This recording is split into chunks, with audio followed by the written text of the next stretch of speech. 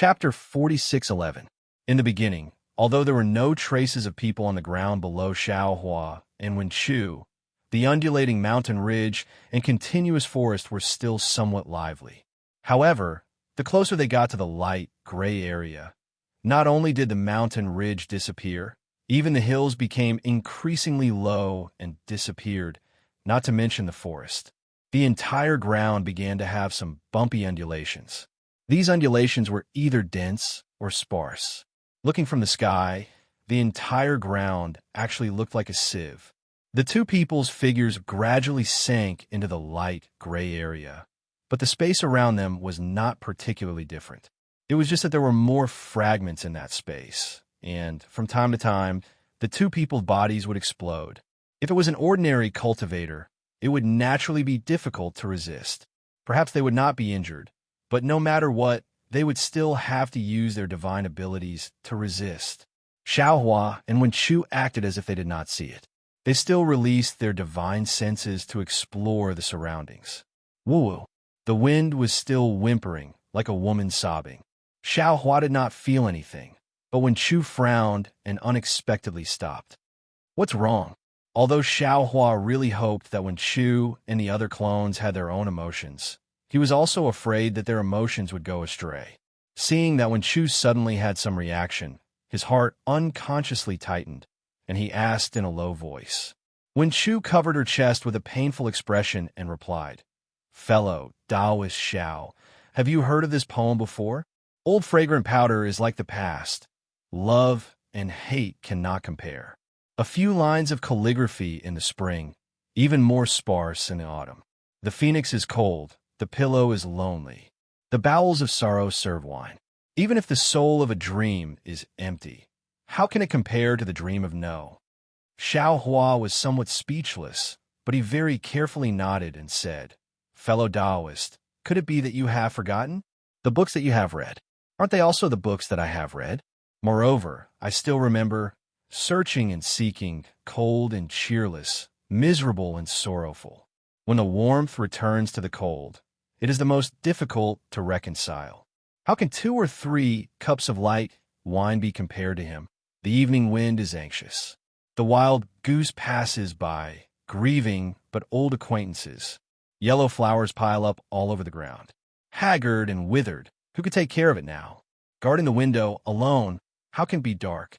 The wutong is drizzling, until dusk, little by little.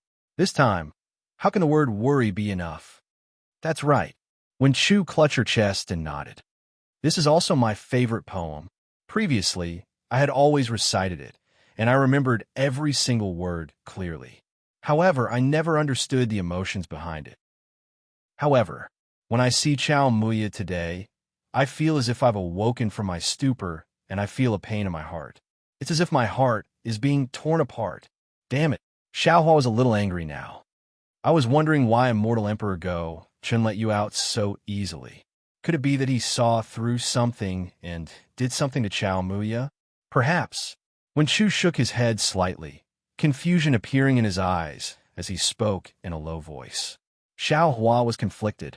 He wanted to save Xin, but he was also afraid that Wenchu would encounter something fatal here. After all, he could feel Wenchu's heartache. It could be said that this was Wenchu's own feelings. To Xiaohua, this was somewhat unreconciled. He was like a kite in the sky. At this moment, someone wanted to cut the string in Xiaohua's hand and let the kite fly by itself. Xiaohua hoped for this outcome, but he did not like the feeling of not being in control.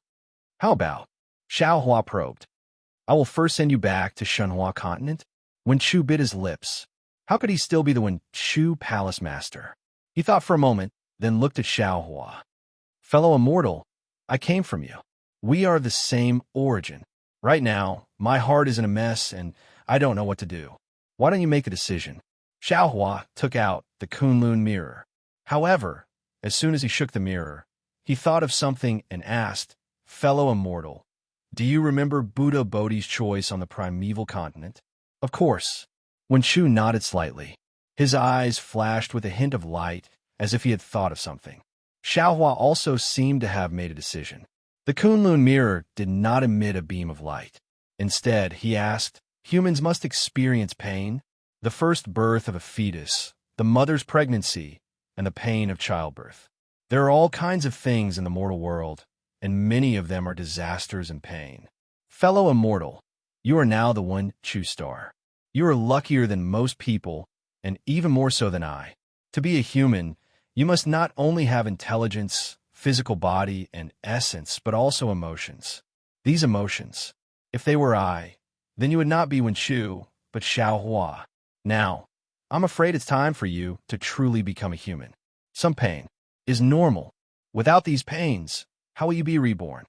At this point, Xiaohua said very solemnly, so it's better to leave this decision to fellow immortal.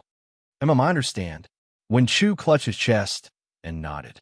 I may not have Buddha Bodhi's wisdom, but I have Wenchu Saint's finishing touch. I also have to face the test of heaven and earth. Let's go. With that, Wenchu moved and headed towards Chao Muya. Seeing Wenchu's back, Xiaohua felt gratified. He put away the Kunlun mirror, swept it with his divine sense, and chased after Wenchu. He knew that today was important to him, but to Wenchu, it was even more important. After flying for another 100 or so miles, the light gray space gradually shone with light again. However, this light contained a kind of gloomy darkness. When it landed in the light gray space, it seemed very decadent. A feeling of time passing by involuntarily arose in Xiaohua's heart. Looking at the ground, there were even more deep holes. The dark light fell into them like pitch-black eyes without eyeballs, revealing a powerless expression. Oh! Xiaohua's eyes looked around. At this moment, his eyes narrowed, and he looked into the distance. In his divine sense, there was a cliff 10,000 miles away. Furthermore, when his divine sense reached the cliff, it was blocked. Needless to say, it was Chao Muya. Since Xiaohua had discovered Chao Muya, how could Wenchu not know? However, his reaction was different from Xiaohua's. He continued to look forward, ignoring his surroundings. After discovering Chao Muya, the space started to change. Large pieces of space started to shatter. Wherever Xiaohua's divine sense went, the entire space became like a beehive. The worldly energy and righteous energy became even thinner. When the air blew in this beehive, strange sounds came out. This sound directly penetrated the soul. Even people as strong as Xiaohua and Wenchu were not used to it. No wonder Gongshu Exin was so interested in the legend of tenderness like water, but didn't dare to come here. Most of the female cultivators on the hidden immortal continent probably don't have the strength to come to Chao Muya. Xiaohua thought to himself, Immortal Emperor Go-chan is truly a scheming person. No one would have thought that he would place the heaven's punishment prison crystal here. Xiaohua saw 1,000 zhang tall cliff appear in the distance. This cliff appeared very abruptly on this bumpy ground. Xiaohua heard the sound of wind howling like a tsunami coming from the top of the cliff. Then, he saw a layer of light cover the top of the cliff. Outside the cliff, where Xiaohua's divine sense couldn't penetrate, a light like the first rays of the morning sun slowly rose. Chao Muya. Xiaohua clapped his hands and laughed. It really is Chao Muya on the cliff. This Xiao understands now. Correct. Wenchu also understood and nodded. This side of the cliff is gloomy and makes one's heart heavy. However, on the other side of the cliff is a fresh morning light. This is where hope lies. Chao Muya's name really lives up to its name. Unfortunately, the mysteries of heaven and earth were actually something that humans could guess. Without waiting for the two supreme cultivators of the 3 continents to finish speaking, the morning light actually crossed over the cliff and landed on this side of the cliff like the rising sun. The morning light quickly covered the space where Xiaohua came from, and the previous light gray color actually turned into a sky blue color. An indescribable joy appeared in Xiaohua and Wenchu's hearts. Xiaohua was a bit dumbfounded, because where the morning light passed, the other side of the cliff was covered by a light gray color again. Chao Muya? Chao Muya! Xiaohua whispered. Could it be? It should be good. Wenchu sighed and said, Confucian cultivators have a saying, recently, books have come. Only small talk, no words to say. Thus, I recognized it, listened to it, and planned to take the words lightly. Silantai Song you, multi-talented, good at writing. Try and ask, Chow Chow Muya. Where do the clouds go? Chow Chow Muya is indeed long, but Chow Chow Muya is also fickle, more fleeting than the clouds. If I'm not wrong, this cliff should have two cliffs.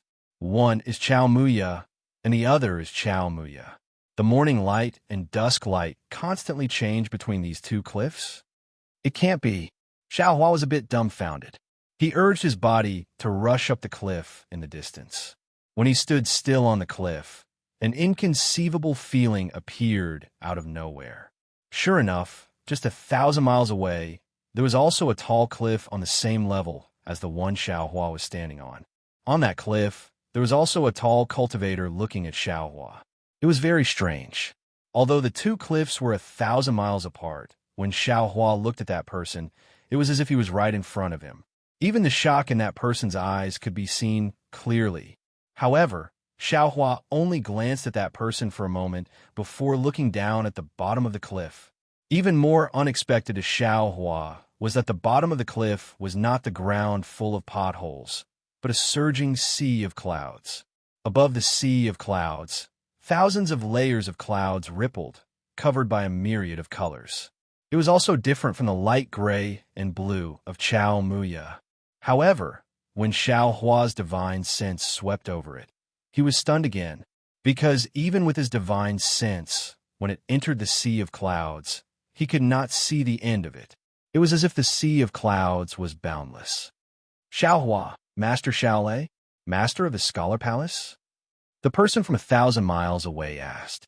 Although his voice was soft, Xiaohua could hear it clearly. Xiaohua raised his head and looked at that person.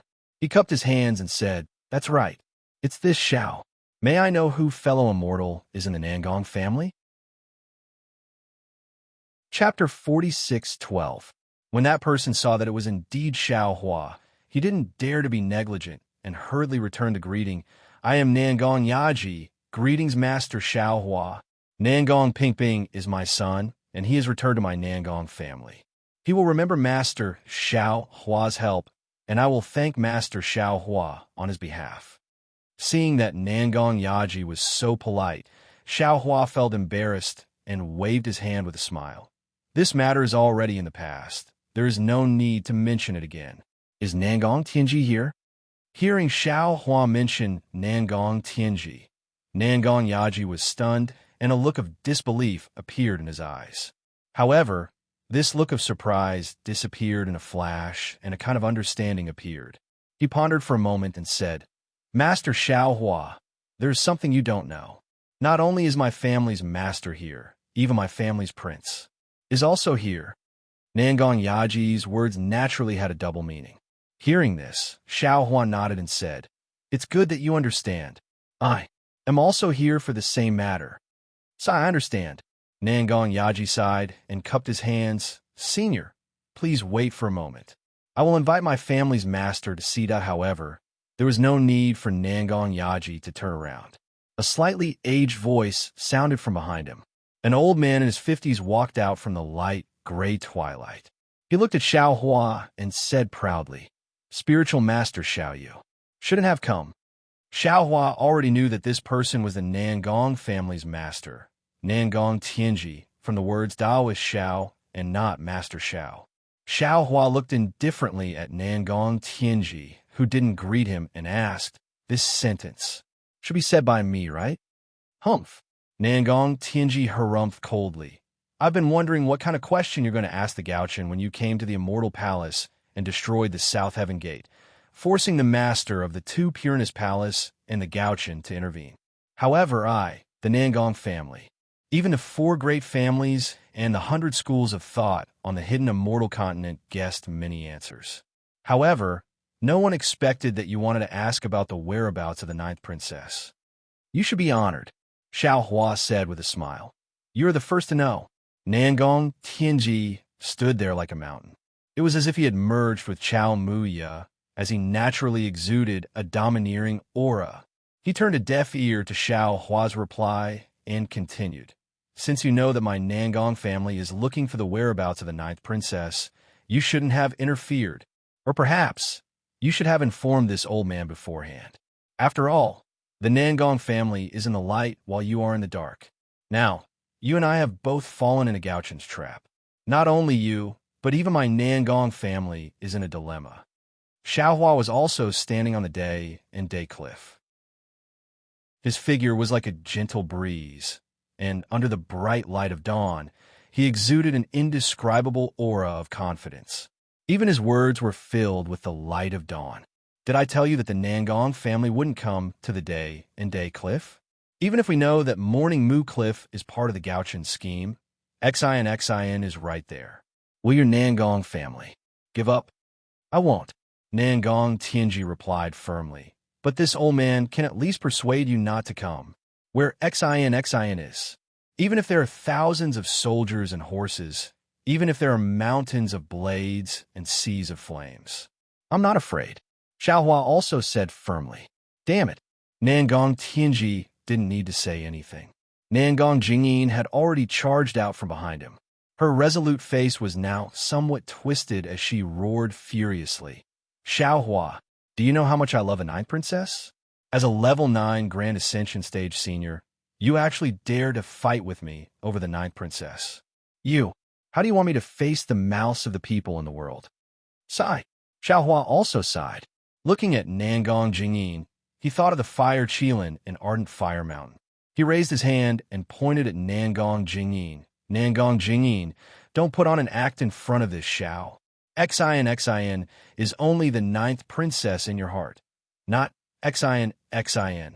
You are only marrying Xin for your position in the Immortal Palace and for the benefit of your Nangong family.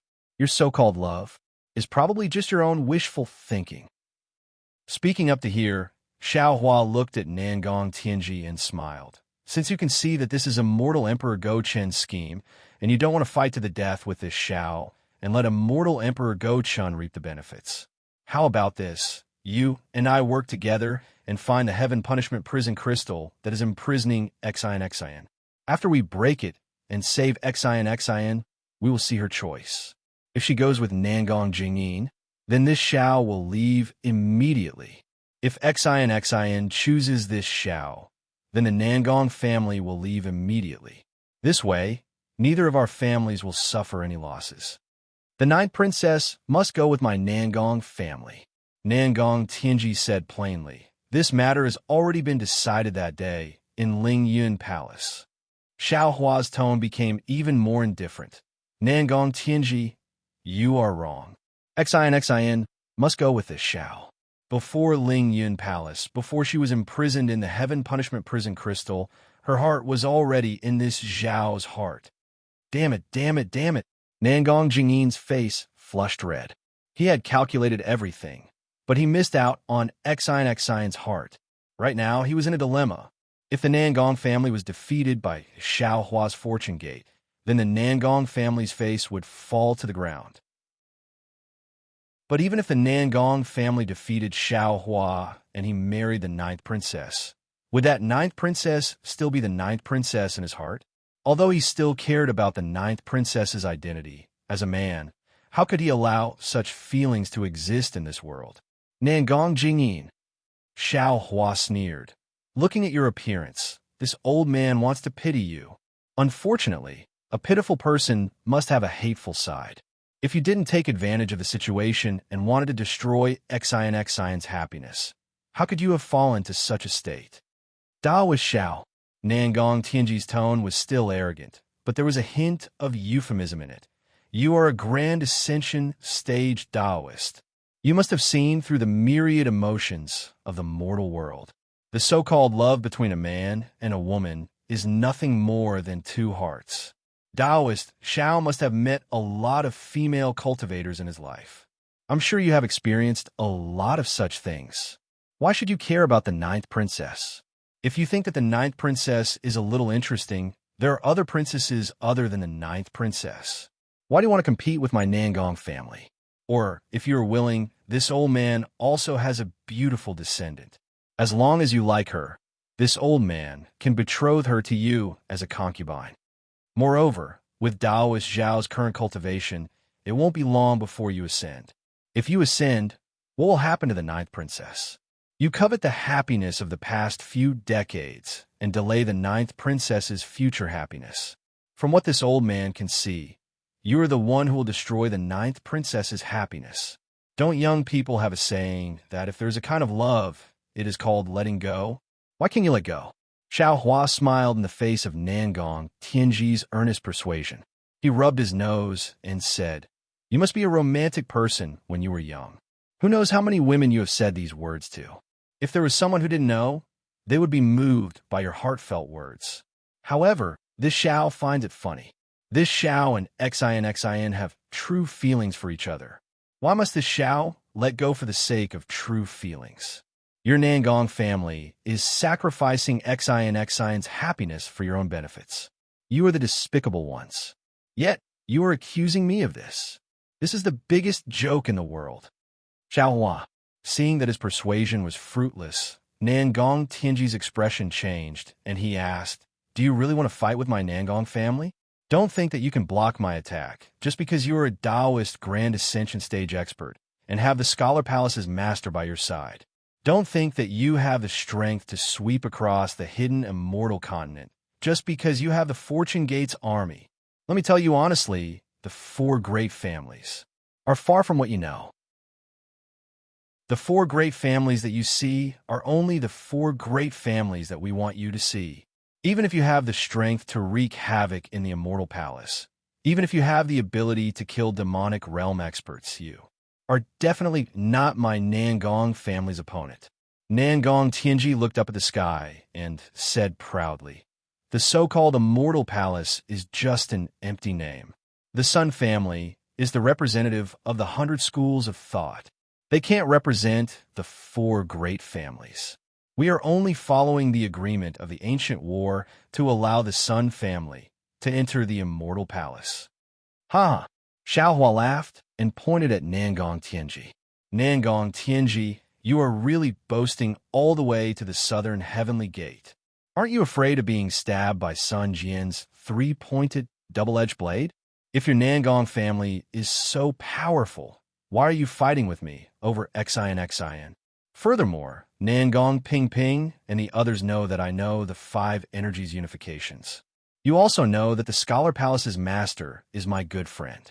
I don't believe that you didn't connect this matter with Xin losing the heaven's will.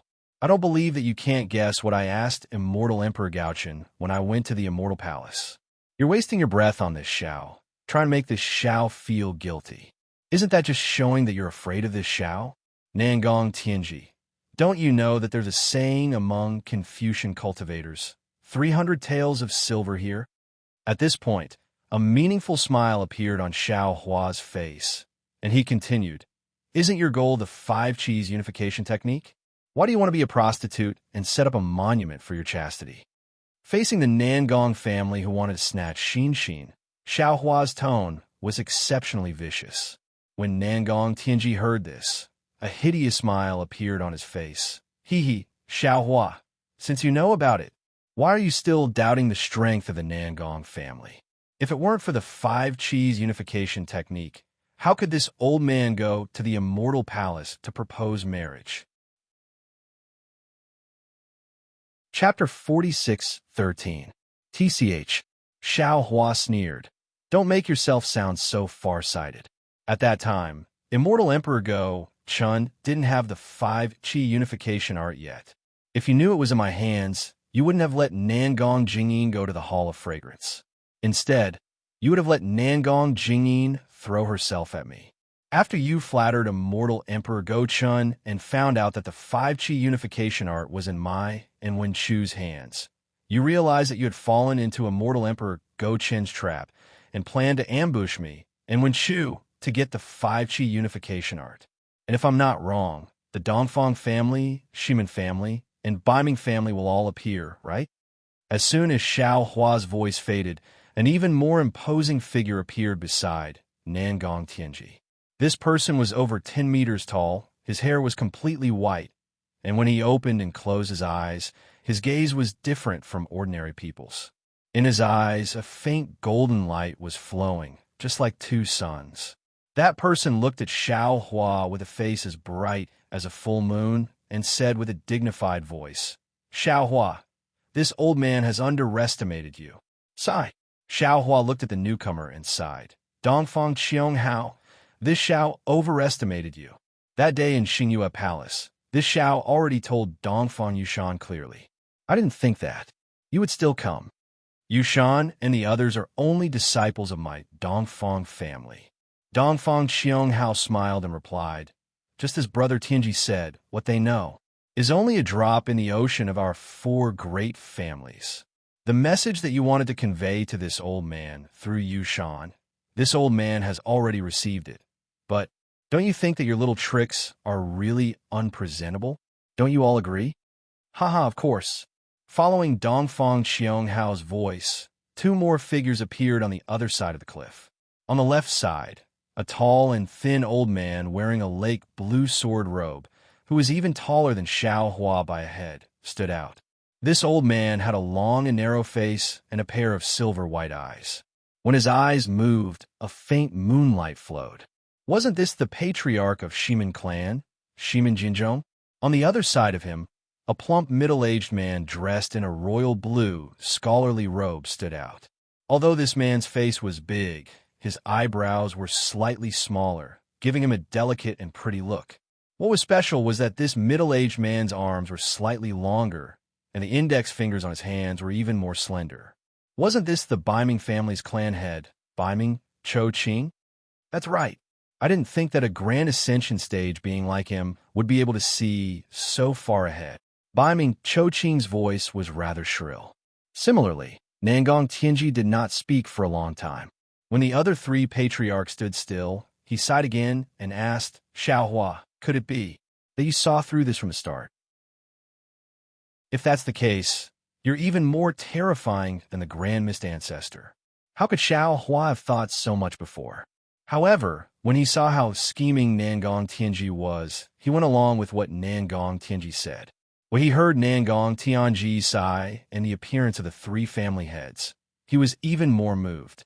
He smiled and said, "There are only a few ordinary people in the world who can become saints. No one is smarter than anyone else. The only thing that you and I have more than others is that we have more information." Xiao Hua did not admit it, nor did he deny it. This allowed Nangong Tianji to confirm his judgment. He looked at Xiao Hua and probed, "So you're saying that you're already prepared to face the four patriarchs?" Xiao Hua rubbed his nose and revealed a mysterious smile. He replied, "I believe that I've already done it. However, whether or not I can block it depends on the strength of the four patriarchs. Of course, if you want to give it a try, you can give the order now. And if you've already made plans, you can also give the order to attack the Soaring Dragon Mountain Range and Shao Country." "You're thinking too much," Dongfang Qiong Hao sneered. "The goal of the four patriarchs is the five Qis unification, not the Dao sects. The Shao Country and Soaring Dragon Mountain Range's Fortune Gate are things that the Immortal Palace, 100 schools of philosophers, and even Vairocana Buddha should consider. It has nothing to do with the four patriarchs. However, you have to be careful. Who knows? The Immortal Palace might have already sent their immortal army to attack the Soaring Dragon Mountain Range. When you're defeated here and run back in panic, there will be no more lair for you to lick your wounds." After probing the situation, Xiao Hua was relieved. He smiled and said, "If the Immortal Palace attacks, that would be the best. First, this Xiao's plan will not be in vain. Second, this Xiao will have a falling out with the Immortal Palace." "Xiao Hua, you actually still have hope for that bastard Gaochen." Shimin Jinzhong couldn't help but persuade him again. "Could it be that you didn't know why he sent the master of the Wen Chu Palace to your side?" See, when Shimin Jinzhong said that, Xiao Hua couldn't help but suck in a breath of cold air. He didn't think that the four patriarchs would make a move. Naturally, he didn't think that Immortal Emperor Gaochen would send Wen Chu to help him. He and Wen Chu naively thought that Immortal Emperor Gaochen was thinking for Xin. However, now it seemed that Immortal Emperor Gaochen was sitting high up and had foresight. He sent Wen Chu to the hidden Immortal Continent to help him. He might have wanted to kill the donkey after it had outlived its usefulness. Damn it! Xiao Hua cursed in his mind. However, he didn't admit it and simply said, Gao Chen's thoughts are his business. Fellow immortal Wen Chu is my good friend. If I want to face the four patriarchs, he will definitely help. Dongfang Xianghao smiled and said, Daoist Xiao, the title of Lightning Master might not be comparable to the title of Dragon Master. The title of the Wen Chu Palace Master can't buy someone's life. The four of us have been waiting for you for many days. Now that Brother Tianji has said so much, it's only to let you know the true colors of Gao Chen. The Wen Chu Palace Master gave him the 5 energy origin method, a pearl thrown into darkness. Ever since he stood on the sunset cliff, Wen Chu's mind was no longer on the cliff. Instead, he looked up at the sky. His eyes were filled with confusion, sadness, sorrow, joy, and melancholy.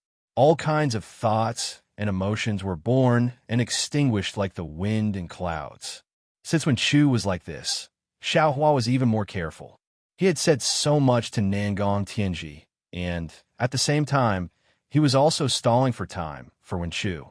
He was very clear in his heart that it was already the crucial moment for Wen Chu to break out of his cocoon and be reborn. If Wen Chu missed this opportunity, who knew when he would truly become an adult? However, Xiao Hua smiled wryly because Dongfang Xianghao and the others were staring at Wen Chu. They clearly knew that Wen Chu had the 5 energy origin method. Even though Wen Chu ignored Dongfang Xianghao, Dongfang Xianghao's words were meant for Wen Chu. Xiao Hua had no choice but to continue. This Xiao understands what you mean, and this Xiao has already told Nangong Tianji that the 5 cheese unification technique is here. As long as you and the other family heads of the 4 great families send out a document and hand it over to this Xiao after finding the Heaven's Punishment Prison Crystal, this Xiao will definitely hand over the 5 cheese unification technique to you. That way, we can solve this problem without bloodshed and won't fall into Immortal Emperor Gao Chen's trap. After he finished speaking, Xiao Hua stood with his hands behind his back and gazed at the sky, just like Wen Chu. At this moment, the light of dawn that enveloped the cliff Xiao Hua was on started to change again, and it flashed toward the cliff the 4 great clans were on. After Xiao Hua and Wen Chu, the light gray twilight slowly rose again. As Xiao Hua had expected, the 4 families' patriarchs also stood firm like boulders on the mountain cliff. They didn't discuss this through voice transmission. After the time it took to drink a cup of tea, Dongfang Xianghao spoke. Xiao Hua, you've just taken over the fortune gate, so you don't know the hardships of our 4 families. That's why you're offering such conditions. Do you think that our 4 clans have been able to stand on the hidden immortal continent for so many years because of the so-called Confucian secret arts? No. Xiao Hua withdrew his gaze and looked at Dongfang Xianghao. I know. The so-called face is more important than the 5 energy origin method in your eyes.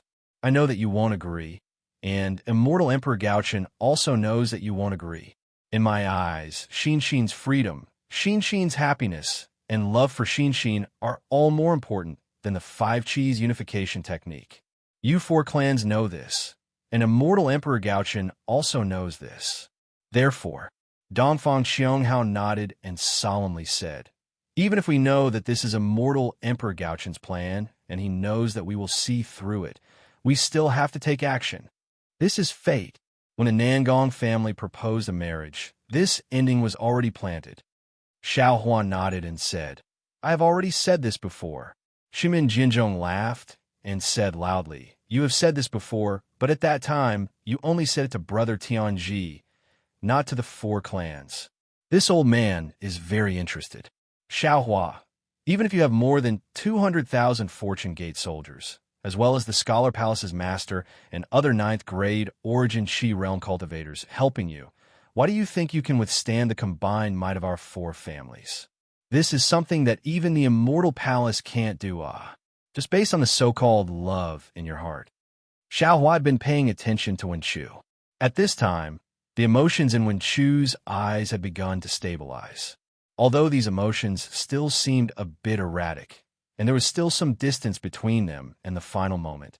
After hearing Shuman Jinzhong's words, Xiao Huan knew that he had no chance to delay any longer. He smiled and took out the Kunlun mirror, saying, "Love is the sun in the sky, sprinkling the sunlight down. Strength is the earth, carrying the sunlight, turning the beauty in the light into the world of mortals." Chapter 46:14. Brother Qianghao, take back your luck. Baiming Chui Qing, who had been silent all this while, finally opened her mouth. She sneered. "I've said it before, a man trapped by love is a stupid donkey. If he doesn't put up a wall, he won't turn back. Your so-called not to fight if you can is not tenable at all." Dongfang Qianghao glared at Baiming Chui Qing and said, "In today's battle, the Fortune Gate will be destroyed, and our 4 families will also suffer heavy losses. Not only will the Immortal Palace benefit, that brat Grand Mist will also benefit. This will greatly affect the future of the hidden Immortal Continent. Naturally, we won't fight if we can." Mournful cries of the 6 armies, angry for a beauty. Nangong Tianji looked up and laughed. "Xiaohua, if you fall today, your name will be remembered in the future. The 9th princess and our Nangong family's reputation will be even more resounding." "Yes," Xiaohua nodded. "This Xiao also thinks so. Xin has done so much for this Xiao, to have a Nangong family and even the 4 families as a wedding gift. This story will definitely be passed down through the ages." As Xiao Hua's voice fell, the Kunlun mirror in Xiao Hua's hand activated. A beam of 9-colored light shone down on the dawn and sunset cliff. 200,000 Fortune Gate's iron army charged out in formation, exuding a cold-blooded and stern battle intent. Not to mention the 4 families' patriarchs. Even the clouds and the sea of clouds were stirred up. Sure enough, it's the capital star formation. The Fortune Gate's Iron Army's reputation is well-deserved. Dongfang Qianghao nodded and praised when he saw the Fortune Gate's disciples forming 2 battle formations. Nangong Tianji sneered. "Everyone's rumors are ridiculous. What Fortune Gate's Iron Army's disciples are all 5th level and above. It seems like most of them are nascent soul realm cultivators. We're making a big fuss over a minor issue. Isn't that better?" Baiming Chui Qing laughed. "Your Nangong family's prestige will be enhanced by annihilating the Fortune Gate." Nangong Tianji's gaze swept over Baiming Chui Qing, and just as he was about to speak, Dongfang Qianghao frowned and said, "Tianji, prepare to meet the enemy." "Yes." Nangong Tianji's heart skipped a beat, and he nodded. Then he waved his hand, and a colorful flag the size of a palm appeared in the air. This colorful flag expanded in the wind, and to Nangong, words that were embroidered with colorful silk threads appeared on it. As Nangong Tianji breathed out a mouthful of true energy into the flag, 5 colored clouds flew out from the 2 Nangong inscriptions. As the clouds surged, countless bean-sized disciples wearing golden armor rushed out with weapons in their hands. Flag of hidden troops? When Shu narrowed his eyes and looked at the tens of thousands of disciples falling in the air. They turned into the size of an ordinary person and said in a low voice, "This is the weapon of the ancient Confucian. I thought it had been lost in the hidden Immortal Continent. I didn't expect the 4 great families to still have it." "Fellow Taoist," Xiao Hua asked worriedly, "how do you feel now?" "Battle spirit." Wen Shu's tone was as sharp as sword chi as he said, "All the heartache, pity, and regret from before have now turned into battle intent. We'll only know the answer after this battle." "That's strange," Xiao Hua said curiously. "You still don't know why this happened? It's like looking at flowers in the fog, fishing for the moon in the water." Wen Shu nodded and said with a smile, "Let's fight. We'll cross the bridge when we get there." "All right," Xiao Hua replied, and looked out of Chaomu Cliff again. At this time, the Nangong family's battle team had finished assembling. There were also 200,000 disciples wearing golden armor. Most of them were scholars, and their strength was about the same as the Fortune Gates battle team. Similar to the Fortune Gates formation, the 200,000 Nangong family disciples were also divided into a dozen or so smaller formations. In front of each formation, there was a disciple with Grandmaster or Martial Grandmaster cultivation holding a colorful flag. As these disciples waved their flags, the 200,000 Nangong family disciples slapped their own heads and released their true chi. Wong Wong. Although the righteous chi in front of the sunset cliff had already dissipated, the several 100,000 Nangong family disciples activated their cultivation techniques, and a large amount of righteous chi poured down. Rays of light flashed, and inscriptions flowed, and a dozen golden chrysanthemums appeared in the air. These dozen chrysanthemums looked as if they were made by heaven. Every petal and every pattern was resplendent, and a powerful aura surged out. In the air above the Fortune Gates battle team, the air started to vibrate and flow violently. When autumn comes, 8th of the 9th month, when my flower blooms, 100 flowers will die. The incense bursts into the sky, and the entire city is covered in golden armor. The poetic words formed a killing intent that pounced towards the Fortune Gates disciples. The 200,000 Fortune Gates disciples in front of them were naturally not the 200,000 Fortune Gates disciples that had swept through the 1,000 demons' sacred grounds, nor were they the 200,000 Fortune Gates disciples that had fought against the devil race in the ancient ruins. However, among these 200,000 disciples, 10,000 of them were the Fortune Gates disciples that had swept through the 1,000 demons' sacred grounds. When they saw the Nangong family's disciples charging towards them, they had already given the order. The battle intent of the Heavenly Star Formation soared to the sky as they faced the enemy head-on. Although the 400,000 disciples had yet to clash, the wind and clouds above the morning sky cliff had already changed. Layers of dark clouds formed in the sky, and tornadoes tore the dark clouds apart. A heavy pressure that could destroy a city gradually formed. The Fortune Gates disciples are indeed powerful. Nangong Tianji's face turned solemn as he said in a low voice, "Although they're not as miraculous as the legends say, they're evenly matched with my Nangong family's battle team." After this battle, Nangong Tianji stopped talking and didn't say anything else. Beside him, Baiming Choqing laughed loudly and said, "Brother Tianji, you are too stingy.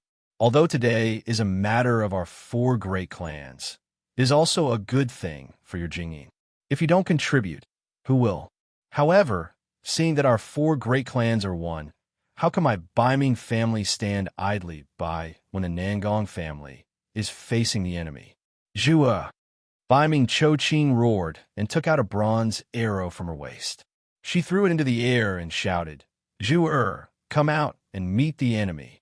Boom! When the command arrow landed in the air, the blood-red clouds surged and the sound of war drums rang out from the command arrow. As the war drums rang out, the command arrow expanded rapidly. Groups of Baiming family disciples in light blue armor charged out from the command arrow with weapons in their hands. "Garrison order." When Chu revealed the origin of the arrow and said with a smile, "It seems like the 4 great clans are also taking out their trump cards. The previous Hidden Troops flag and the current Garrison Order are both ancient military saint artifacts that have been lost since ancient times. I didn't expect them to appear together today. No wonder immortal Emperor Go-Chun is worried about the 4 great clans." Chapter 46:15. Xiao Hua snorted and said indifferently, "It's just a temporary imperial artifact. How can it be compared to my Taoist artifact?" "You're right, fellow Taoist." Wen Chu nodded and said, "The Garrison Order, the Troop Concealing Flag, the Troop Gathering Drum, and the Troop Withdrawal Gong are the 4 ancient imperial artifacts recorded in the history books of Confucian cultivators. If I'm not mistaken, they're all in the hands of the 4 great families." 200,000 disciples of the Baiming family flew out from the Garrison Order and formed a team. True energy and rosy clouds surged out from the disciples and condensed into a snowy plum blossom in the air. These 200,000 disciples of the Baiming family surrounded the other side of the Fortune Gates disciples under the command of their commander. The momentum was terrifying. "Ha!" Xiaohua laughed loudly. He raised a finger and pointed at the Kunlun mirror, saying, "So, the four big families are really planning to destroy my fortune gate. It looks like this war will not end until one side is dead." "Good. Since that's the case, this old man will not hold back today and let you see the strength of my fortune gate's disciples." Boom, boom, boom. Several light pillars rushed out from the Kunlun mirror. Roar, roar, roar. Another team of Fortune Gate's disciples roared and rushed out from the Shenhua continent. This team of disciples was different from the previous ones. When they rushed into the sky, they condensed into the shape of a rooster. It was the plentiful sun devil devouring immortal array. This, Bai Chui Qing, was stunned. He was not surprised that Xiao Hua could take out more disciples, but the immortal array formed by these disciples. This plentiful sun devil devouring immortal array was Yang. Lightning surged around the Fortune Gate's disciples, and the soaring aura was like the scorching sun pouncing on the Baiming family. The snowy plum blossom was already showing signs of withering. Baiming Chui Qing's shock was destined to not stop. When the 200,000 disciples lined up neatly, the murderous aura was like an unsheathed sword. He could not help but whisper, "Damn it, how many nascent soul disciples does the Fortune Gate have? Didn't they say there were 200,000? How come there are 400,000 now? Are my eyes playing tricks on me?" Shimin Jinzhong sneered. He also raised his hand and took out an ancient copper gong from somewhere. The copper gong was engraved with many armor inscriptions. These armor inscriptions glowed like silver orchids. Shimin Jinzhong didn't say anything. He flicked his middle finger and hit the gong. Bang! A soft sound was heard. The inscriptions on the gong began to move along with the sound of the gong. Rays of light gushed out from the surface of the gong, and the inscriptions jumped down like fleas. When these inscriptions landed in the air, they transformed into the disciples of the Shimin family, wearing silver-white armor. Iwoyo loiolo.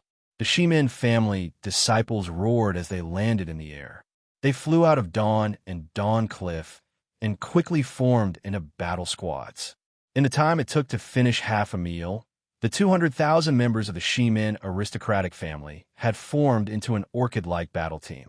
An elegant yet formless aura filled the air once again. Furthermore, this aura combined with the aura of the other battle squads and trapped Dawn Cliff firmly. Kill. Xiao Hua raised his head and looked at the provocation and mockery in the eyes of the four great families' patriarchs. He coldly shouted a single word. The word "kill" turned into a ball of light and flew into the Kunlun mirror. Boom! Another pillar of light appeared, and the Fortune Gate's battle squads rushed out once again. Heavens! Nangong Tianji looked at the Fortune Gate's disciples flying out like carps crossing the river and couldn't help but groan. Just how many disciples does this Fortune Gate have? When I saw that the profound yellow board was filled with Fortune Gate's disciples, I was already shocked. However, when I heard that they had 200,000 disciples sweeping through the 1,000 demons' sacred grounds, I was even more shocked. Now, they have 600,000 disciples. 600,000 nascent soul realm disciples. This. Nangong Tianji didn't know how to continue. He couldn't help but look at Dongfang Qianghao. He knew that a battle squad of 600,000 nascent soul realm disciples was enough to wipe out the 100 schools of philosophers from the hidden immortal continent. Even the four great families weren't willing to provoke such a powerful opponent. Dongfang Qianghao's eyes narrowed slightly. The brilliant young eyes hidden in his eyes couldn't help but shine like the sun. The shock in his heart wasn't any less than Nangong Tianji and the others. He had already known about Xiao Hua's rise from his family's secret report. Moreover, he had also carefully read all the information about Xiao Hua. Of course, he didn't know much more than Fairy Xingyu. Although the Dongfang family's ability to gather information was stronger than star-picking houses. In Dongfang Qianghao's eyes, although Xiao Hua was powerful, he was the same as the Grand Mist Ancestor and the other powerful Dao sect cultivators on the hidden immortal continent. In terms of individual strength, he was close to the peak of the 9th grade. However, In terms of the strength of his sect, each and every one of them was weak. Dongfang Qianghao and the patriarchs of the four great families had the same countermeasure to deal with this kind of Dao sect cultivator. After all, the purpose of a cultivator's cultivation was to ascend. When one reached the final step of cultivation, no one would be willing to risk their lives. As long as they didn't lose face, they wouldn't kill fiercely. Although this kind of cultivator was fierce in the end, if it wasn't for the fact that their lifespan was limited and they couldn't break through the bottleneck, they would die of old age. Otherwise, they would be killed by the four great families. After all, a person's energy was limited. It was impossible to be vigilant against tens of thousands of disciples at all times. However, when Dongfang Qianghao heard that Xiao Hua had 200,000 disciples, he couldn't sit still. 200,000 nascent soul disciples. Not 2,000, but 200,000. This was something that had never happened on the hidden immortal continent. There had never been a Dao sect with 200,000 disciples on the hidden immortal continent. In particular, Dongfang Qianghao could see that the Fortune Gate had a close relationship with the Immortal Palace. Whether it was to destroy the Dao sect or to limit the Immortal Palace's strength, the four great families couldn't let the Fortune Gate continue to exist on the hidden immortal continent. Therefore, after receiving Nangong Tianji's message, he made the decision today. However, the patriarchs of the four great families, including Dongfang Qianghao, didn't expect that the previously unknown Xiao Hua had already surpassed their expectations. Although they had already mobilized 200,000 disciples from their respective sects to surround the Fortune Gate's 200,000 disciples and annihilate them, Xiao Hua's Kunlun mirror gave them a resounding slap in the face. Today, not only would they not be able to defeat Xiao Hua, they would most likely be defeated. Since they had already come to this point, Dongfang Qianghao couldn't retreat. He raised his hand and took out a fist-sized drum and threw it into the air. Dong! As Dongfang Qianghao spat out a stream of qi on the drum, the small drum suddenly expanded and turned into a light projection that resembled a city gate. Kill! Waves of battle cries rang out from the city gate. Groups of Dongfang family's disciples in golden armor flew out valiantly. When these disciples stood still outside the cliff, there were at least 300,000 of them. The army formed by these 300,000 disciples was similar to the three aristocratic families from before, also in the shape of a bamboo flower. Their golden brilliance was mixed with soaring battle intent as they charged towards Xiao Hua's Chaomuya. However, Xiao Hua, who was standing on Chaomu Cliff, didn't activate the Kunlun mirror. Instead, he frowned and whispered to Wen Chu beside him. There was a trace of anxiety on Wen Chu's face. Strong on the outside, but weak on the inside. Dongfang Qianghao coldly snorted and ordered, Jianzhong, Tianji, Chui Qing, prepare yourselves. Don't let the palace of literature's master escape. In today's battle, not only will we destroy the Fortune Gate and dispel the North Star's delusion, but we will also leave behind the 5 Qi unification art. After the three great families' patriarchs responded and Dongfang Qianghao was about to give the order, Xiao Hua, who was standing on Chaomu Cliff, seemed to have noticed something different. He casually raised his hand again. Boom! The Kunlun mirror rumbled again, and groups of Fortune Gate's disciples flew out again. Dongfang Qianghao was dumbfounded. Shimin Jianzhong was dumbfounded. Nangong Tianji was dumbfounded. And Baiming Chui Qing was dumbfounded. The 4 Fortune Gate disciples' eyeballs spun rapidly as they watched the Fortune Gate disciples fly out one after another. They were still calculating how many Fortune Gate disciples would fly out, but when they saw more than a dozen Fortune Gate disciples flying out, the 4 Fortune Gate disciples completely gave up. Dongfang Qianghao's gaze swept across Shimin Jianzhong and the other 2. His eyes were filled with shock and regret. The 300,000 Fortune Gates disciples not only consisted of humans, but also dragons. A total of 300,000 disciples formed a heart-cleansing winnowing basket formation. A huge shadow of a leopard appeared in the sky above the battlefield. Layers of air currents surged in the sky. The shadow seemed to be alive as it roared and pounced on the bamboo flowers. The 900,000 disciples from the four great families and Fortune Gate's disciples had already caused a change in the weather. The morning and evening lights began to sway under the rapid absorption of the righteous energy and heaven and earth origin energy. Even the two Chowmu cliffs that stood tall like jade pillars were swaying. Needless to say, the sea of clouds at the bottom of the abyss seemed to be stirred up by a giant hand. Strange hissing sounds could be heard, as if a powerful monster was howling at the bottom of the abyss. This. Seeing that their advantage in numbers was gone, Dongfang Qianghao hesitated. In his life, he had never hesitated as much as he did today. Even when facing immortal Emperor Gochun, he was calm. He had lost his usual decisiveness. My sons. While Dongfang Qianghao was pondering, Xiaohua raised his head and looked at the patriarchs of the four great clans. His eyes flashed with deep mockery. Xiaohua raised his hand again and shouted, "The immortal palace has been shaken by your might after you all cleared the Confucian cultivators' Xianhuang list. However, the four great families still have the intention to destroy my Fortune Gate. Today, you even set up a battle formation at the Chowmu Cliffs to kill my Fortune Gate. Everyone listen to my command. If people don't offend me, I won't offend them. If people offend me, I will definitely retaliate. Kill."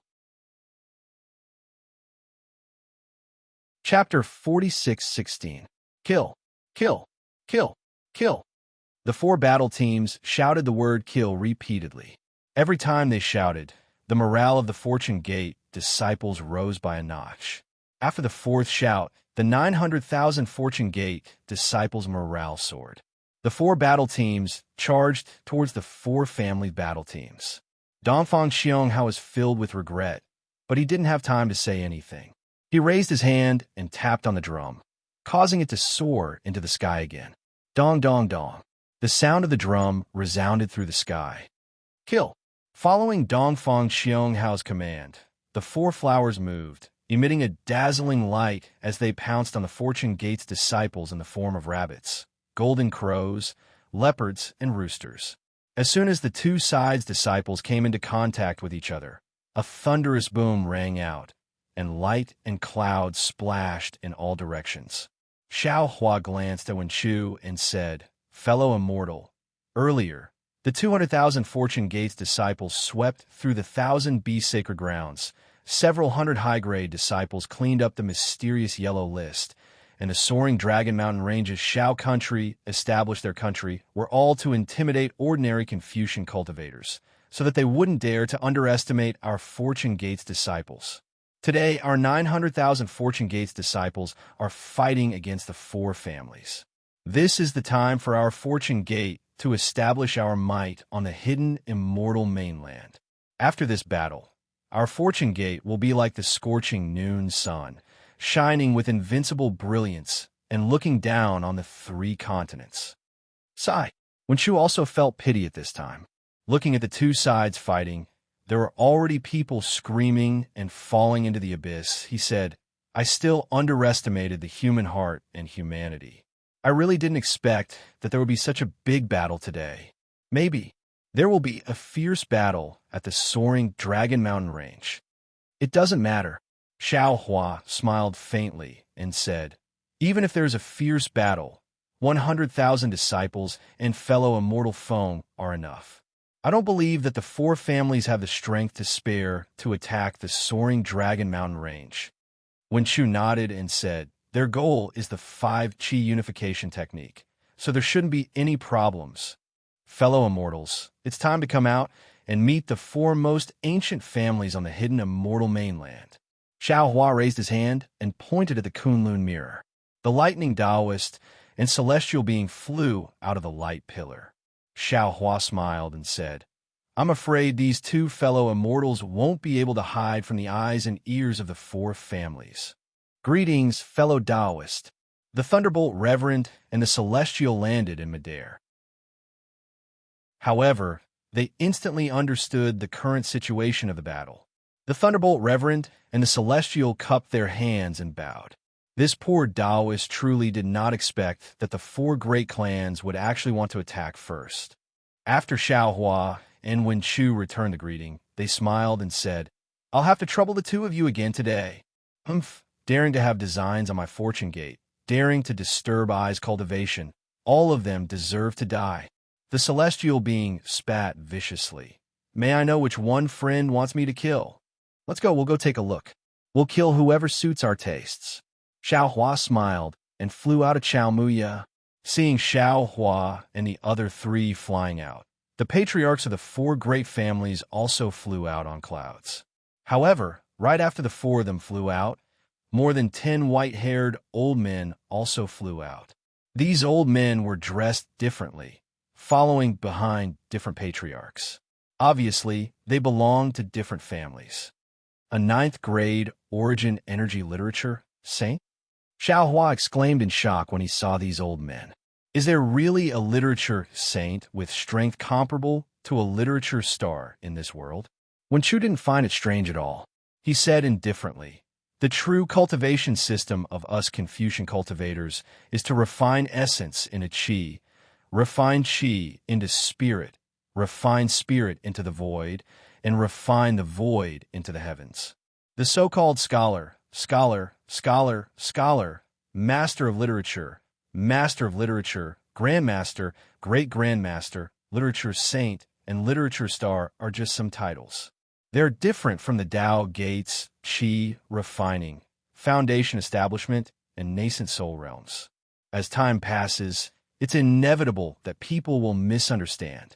A literature star is actually similar to a great sage in 1,000 demons' sacred ground.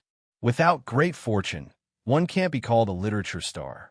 As for fortune, the 100 schools of thought should have their own secrets, not to mention the four great families.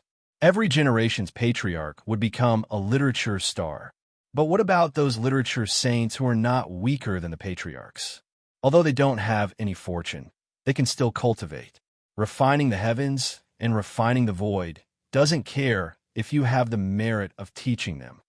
So what if they're 9th-level literature saints? The celestial sneered, "They are just some middle-level, 9th-level Confucian cultivators." And Wen Chu glanced at him. The celestial replied, "But what if 4 or 5 middle-level, 9th-level Confucian cultivators and 1 upper-level, 9th-level Confucian cultivator attack you? Kill them all." The celestial spat out 3 words. However, after a moment, he turned around and asked, "Fellow Taoist Xiao, can I borrow your disciple's weapon?" Xiaohua understood that the celestial was talking about Yuan Ye's bone spear. He smiled and said, "Of course. Yuan Ye is also your disciple." And the celestial nodded. "I know." After the celestial finished speaking, Xiaohua waved his hand and took out the bone spear. The celestial took the bone spear and waved it in the air. Swoosh! A wave of demonic qi surged out from the bone spear. The roar of the bone dragon came from the depths of the demonic qi. Damn it! Dongfang Xionghao's heart tightened when he saw the celestial take out the bone spear. He subconsciously looked at Shimin Jianzhong and the others. The 4 of them exchanged glances and shook their heads. "Forget it." Dongfang Xionghao gritted his teeth and said in a low voice, "Today, I'm afraid that the Fortune Gate's reputation will be ruined. Our 4 great families will be humiliated." Nangong Tianji's mouth was filled with bitterness. He looked at Xiaohua, who was flying over proudly, and remained silent for a long time. The Nangong family was about to lose more than the other 3 great families. Not necessarily. Baiming Chou-Ching was unwilling to give up. "Our goal is not to fight. Today, we only need to capture the Literature Palace Master, and it will be a complete victory." "That's right."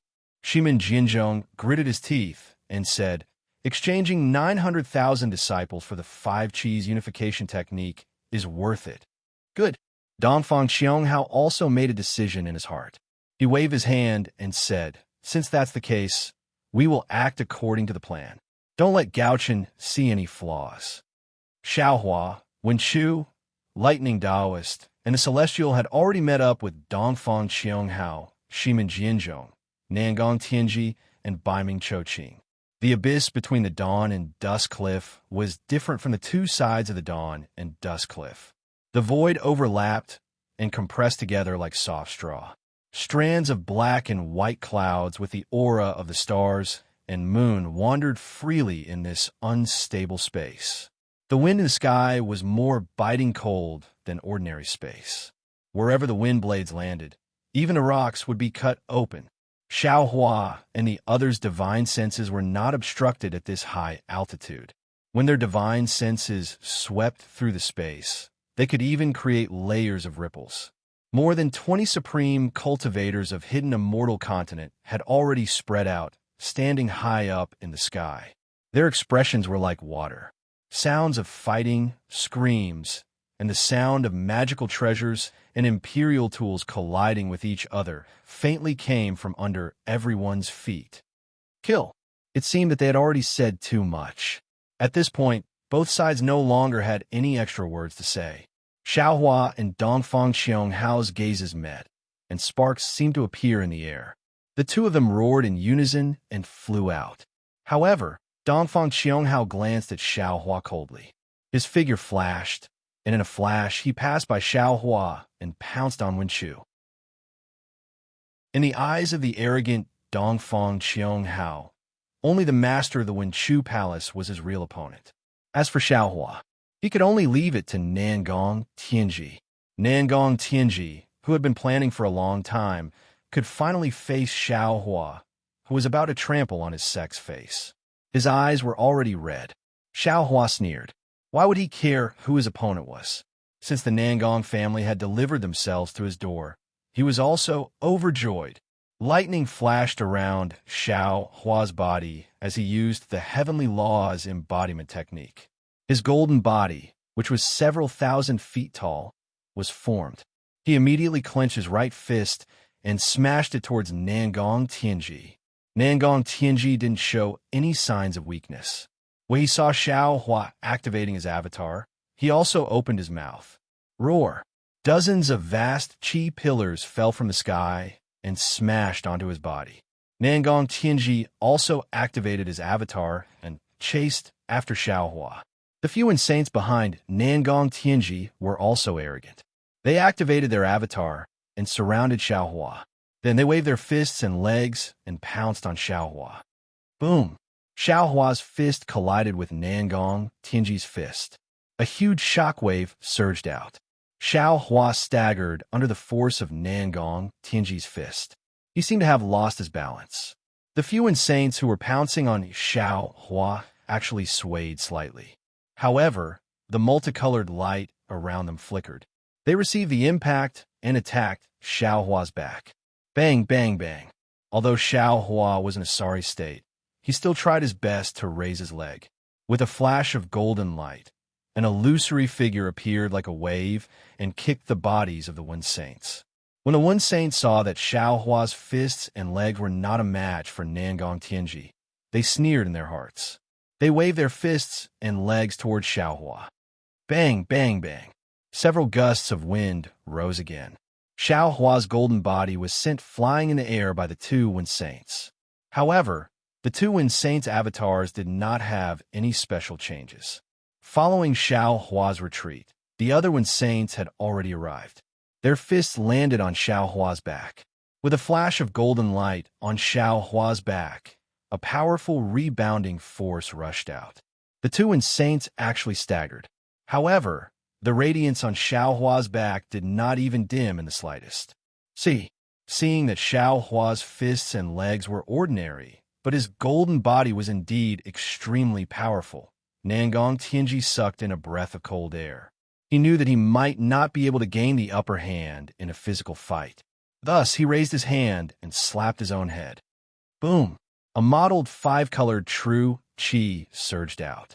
Similarly, the One Saints did not dare to fight Xiao Hua head-on. They also raised their hands and slapped their own heads. Several streams of four-colored true chi gushed out and transformed into several large hands that fell down. Oh my! The four great families indeed live up to their reputation. Although Nangong Tianji's five-colored large hands were somewhat impure, The large hands that were formed were as hard as jade. They were even more powerful than when Chu's five-colored large hands. Xiao Hua could not help but praise this true qi transformation technique. I'm afraid that there are very few people in the world who can compare to it. Chapter 46:17. Several large hands fell down, tearing the void apart. The power of space firmly confined Xiao Hua within a few dozen miles. Not to mention escaping, even the wind had to stop. This spatial energy was completely controlled by the Nangong families when sages and when Chu who were at the 9th grade of essence energy. Good, watch this Zhao's move.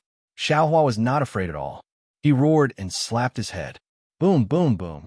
Several thunderous roars rang out, and lightning spewed out like a tidal wave. It condensed into a giant lightning hand in the air and grabbed at the five-colored giant hands. Kacha! Swooshed at under Xiao Hua's thunderous giant hand. The Nangong family's giant hands all stopped. The true energy and inscriptions that were previously flowing like flood dragons were now as stiff as dead snakes. No matter how hard Nangong, Tianji, and the others tried to activate them, they still couldn't do as they wished. A kind of deathly aura that was like autumn frost directly passed through the giant hands and spread towards everyone's bodies. Damn it, Nangong, Tianji roared. He opened his mouth, and a mouthful of true qi fell into the giant hands. At the same time, several Saints followed suit and spat out their true qi. As their true qi fell into the giant hands expanded and clashed with Xiao Hua's lightning hand. The lightning was like a flood dragon, crazily pouncing on the giant hands, while the true qi was like a dragon, fiercely counterattacking. The battle between the Nangong families when Chu had already affected the surrounding several hundred li. When Xiao Hua and Nangong Tianji made their move, they had already flown up carefully, trying their best not to affect the disciples under them. However, the spatial storm still came crashing down like waves, and thousands of disciples were swept into it. Whether it was the capital Heavenly Star Formation or the Nangong family's battle formation, they were all messed up. Some disciples were even accidentally thrown into the abyss. The Fortune Gates disciples were better off. After all, some of them had experienced the battle between humans and devils, and they often used some methods to train their disciples. These methods were all stored in the Fortune Gates training grounds on the Shenhua continent. Of course, these training grounds were built by the Lightning Taoist himself. On the Shenhua continent, the Lightning Taoist and Jade Archive Xiaohua were close to gods. They could do a lot for the Fortune Gates disciples, and many of them were close to the laws of heaven and earth. Therefore, the Fortune Gates method of training disciples was far superior to the four big families. This was also the reason why the Shenhua continent was able to produce an unstoppable army. What's more, the disciples that the four great clans brought out were mostly their hidden strength. Not to mention that there weren't many soldiers in the hidden immortal continent. There were very few large-scale battles. These disciples themselves had even less experience in battles. This battle highlighted one of the Fortune Gates disciples' strengths, and that was their ability to survive in a battle between two extremely powerful masters. The Fortune Gates disciples split into groups of 3 to 5, supporting each other as they tried to escape from the storm's range. Even if they couldn't escape, they remained calm, waiting for an opportunity to escape as their bodies plummeted to the ground. There were even some who were even bolder and actually used the spatial storm to attack the disciples of the four great clans. It was just this little bit of experience and training. After the spatial storm, the disciples of the four great clans had already lost quite a few. Nangong, Tianji, and the others naturally didn't care about the lives of the disciples within several hundred li of them.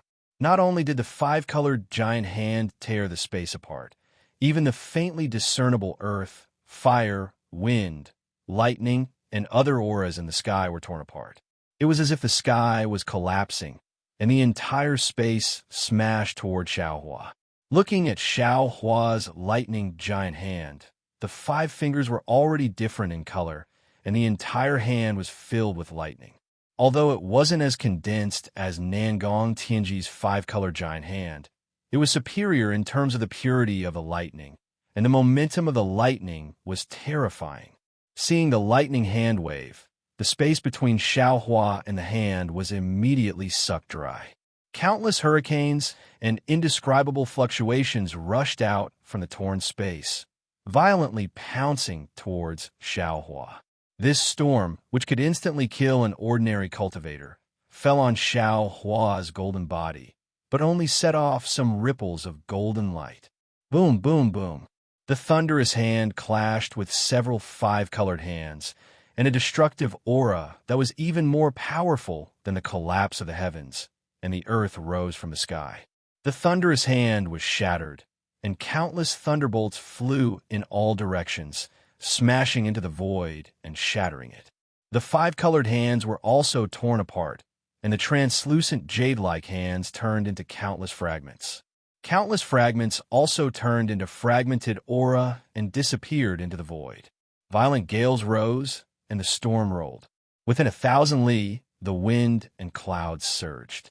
Even someone as strong as Nangong Tianji staggered, and the protective light around his body was also blown away like a candle in the wind. With Nangong Tianji in such a state, those ninth-grade essence energy literary saints were even more embarrassed. Their bodies lost their balance, and they quickly rushed out of the storm. These literary saints were also shocked. Just a casual clash of divine abilities could cause such a huge commotion, and Xiaohua actually didn't fall into a disadvantageous position even when fighting against so many of them. This was something they really didn't expect. However, in this world, there were only more surprises, but no more surprises. Just as they were about to get out of the range of the storm, suddenly, a light figure rushed out from the lightning fragments. Xiaohua's tall and thin figure actually went against the wind, and with the help of the wind, he instantly appeared in front of them. What is this guy doing? The cultivation method of the literary saints of Confucianism was different from that of the Taoism cultivators. They had always emphasized practicing. Moreover, the true five qis unification technique was to refine the five viscera and six bowels. The cultivation methods of the four major families were incomplete, but there were more or less traces of the true cultivation methods. Therefore, most of the disciples of the four major families would refine their bodies while refining their qi. When these literary saints saw Xiaohua suddenly appear, they were surprised, but they weren't particularly afraid. In fact, they were even a little confused. After all, they believed that the cultivation of their physical bodies was definitely stronger than that of the Taoism cultivators of the same level. Moreover, Xiaohua didn't gain any advantage when he was surrounded by so many people. Instead, he seemed to be losing. Seeing Xiaohua's figure appear, he waved his fist, and like several phantoms, he landed on several literary saints. These literary saints' hearts were filled with disdain, and the same thought emerged from the bottom of their hearts. Damn it! My divine abilities may not be as powerful as a human Mahayana stage cultivator, but didn't we already see the power of my fists and feet? It's just that I'm a little stronger and my skin is thicker. Therefore, while these literary saints were on guard against Xiaohua's backup plan, they also slacked off and swung their fists and legs to meet the enemy. There was even a literary saint who actually used the eye-clearing technique to test the strength of this punch. In the distance, Nangong Tianji also ignored Xiaohua's sudden intrusion, and a mocking smile appeared at the corner of his mouth. Amidst the fierce wind, his figure strangely flashed with multicolored light, turning into a distorted light shadow, and rushed behind Xiaohua like lightning, preparing to gang up on Xiaohua with the other literary saints. As expected, Xiaohua's fist collided with the fist of one of the literary saints. Boom! A sound that wasn't very loud rang out. Wan Sheng, who had a smile on his face, suddenly had a change in expression the instant his fist came into contact with Xiaohua's fist. This was because he saw that Xiaohua's fist had suddenly shrunk, and a black halo of light had unexpectedly appeared in the air. Not good. Wan Sheng, who was proficient in body cultivation, immediately sensed that something was wrong from the force of the fist coming into contact with Xiaohua's fist, and an unavoidable feeling arose spontaneously. However, before he could open his mouth to warn the others, Xiaohua's fist had already landed. The sound of the explosion wasn't loud, but the power was extremely great. Nangong Tianji and the others could see that the literary saint's subbody, starting from the fist, followed by his arm, all the way until half of his subbody collapsed with a loud bang, and countless inscriptions were annihilated in the collapse. In this collapse, the noble qi turned into a vortex, and pieces of flesh and blood burst out at the same time. On the side of the collapsed subbody and physical body of the literary saint, more than 10 layers of space appeared, and the flesh and blood of the literary saint were swallowed by the void and could no longer be recovered. Damn it! Seeing the power of Xiaohua's fist, Nangong Tianji cursed inwardly. He realized that Xiaohua's previous move was just a tactic to lure the enemy. He hurriedly sped up and sent out a palm strike, wanting to attract Xiaohua's attention. Unfortunately, just as Nangong Tianji came to his senses, Xiaohua's fist wind pounced towards the other literary saint. That literary saint had long been scared witless after seeing the power of Xiaohua's fist. He didn't dare to take Xiaohua's fist head-on and try to move his body to dodge. It was also at this moment, the sound of the wind rose again, and under the body of the literary saint, Xiaohua's leg stretched out from the void and kicked the waist of the literary saint. The strength of a leg has always surpassed the wind of a fist. When Xiaohua's leg landed, the subbody of the literary saint collapsed bit by bit, and an oval-shaped black hole fell into the body of the literary saint. The literary saint screamed miserably, and a bloody light appeared at the collapsed area again. His subbody rapidly shrank, and his physical body was almost cut in half. At the same time that Xiaohua succeeded in killing the second literary saint, Nangong Tianji's palm also arrived. Contrary to Nangong Tianji's expectations, Xiaohua didn't dodge at all. Seeing Xiaohua so confident, Nangong Tianji suddenly thought of the situation when Xiaohua was hit by the two literary saints, and he couldn't help but feel that things were not good. Another loud sound rang out. Nangong Tianji's palm was indeed accumulating strength. If a mountain was here, it would probably be pushed down by his palm. Xiaohua wasn't a mountain, and naturally, he couldn't block Nangong Tianji's palm. However, Xiaohua's golden body was sent flying by Nangong Tianji's palm. Xiaohua's golden body instantly collapsed, and the golden light was quickly extinguished. Xiaohua's figure actually pounced on the third literary saint. How could Nangong Tianji not know Xiaohua's plan? The tricks that ordinary martial artists often used in the competition were actually used by the Taoist sect's Grand Ascension Stage cultivators in this supreme battle. This was not only beyond Nangong Tianji's expectations, but it was also out of Nangong Tianji's expectations. Nangong Tianji couldn't help but gnash his teeth and say, "Damn it, borrowing strength to fight strength." Chapter 46:18. Of course, Nangong Tianji's curiosity was piqued. After all, he knew the strength of his palm. Even if a mortal Emperor Gochun was here, he wouldn't dare to let his palm land on his body. Unless it was the 7 great sages from the Great Sage Hall. At the thought of this, Nangong Tianji suddenly realized something and shouted, "Pinga, retreat. This bastard's body is extremely strong, don't." Nangong Tianji originally wanted to say, "Don't let him get close," but he was only halfway through when Xiaohua had already forced himself to the side of the literature sage named Nangong Pingu. This literature sage, who had just used the clear eyes technique to probe the strength of Xiaohua's fist, had only blocked Xiaohua's left fist and was immediately hit in the shoulder by Xiaohua's right fist. Boom! Another muffled sound rang out. Nangong Pingu's subbody began to collapse from the shoulder. In an instant, the subbody was shattered, and even the body below the subbody was affected. Blood and flesh flew everywhere. However, Nangong Pingu, who was about to faint from the pain, stared at Xiaohua, who was soaring into the sky. His eyes were filled with confusion. This was because he could clearly see that the fist that was about to strike his heart had swerved slightly and was now aiming for his shoulder. The fact that he hadn't been killed on the spot wasn't because he was lucky, nor was it because he had managed to evade in time. Instead, it was because this Grand Ascension stage Taoist was holding back. Seeing the 3/9 grade sage of Origin Energy being killed or injured by Xiaohua in just a few rounds, Nangong Tianji's heart ached as if it was being stabbed by a knife. He knew very well in his heart which of those Confucian cultivators who were able to cultivate to the 9th grade of Origin Energy did not possess supreme skills.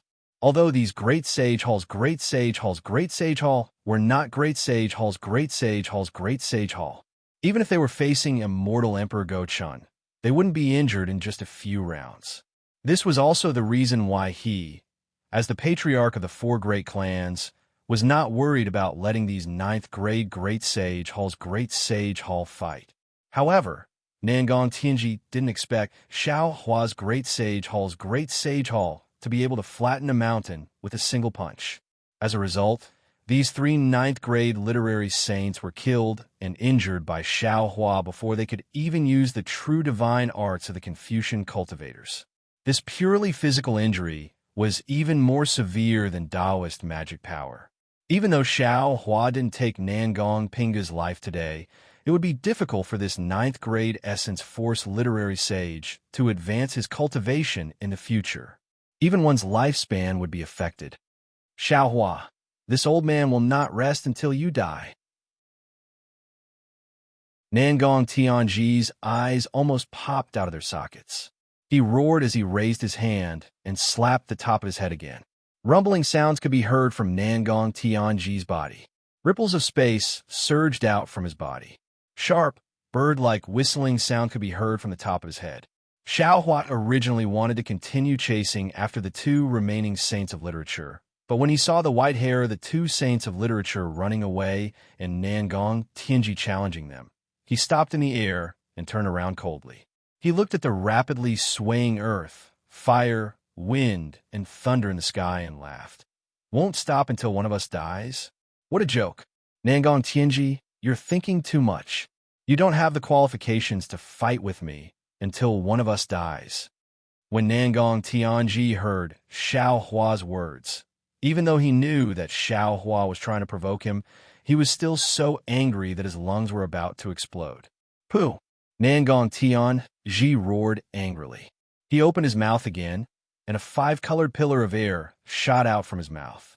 It shot straight up into the sky and pierced into the earth, fire, wind, and thunder. Boom!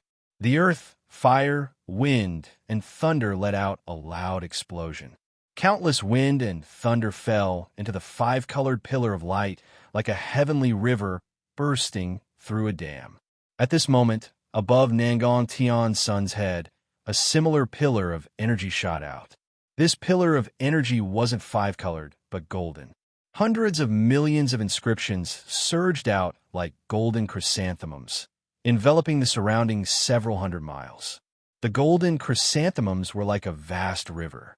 Wherever the earth, fire, wind, and lightning fell, all of the golden chrysanthemums transformed. Under the cover of the river, the space was completely locked down.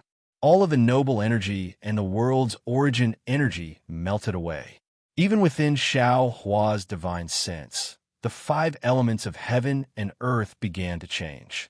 Faint rays of light began to shoot out in all directions, swaying in all directions within the space. Nangong Tianji laughed sinisterly. He watched as Xiaohua's golden body was covered by countless tiny rays of light.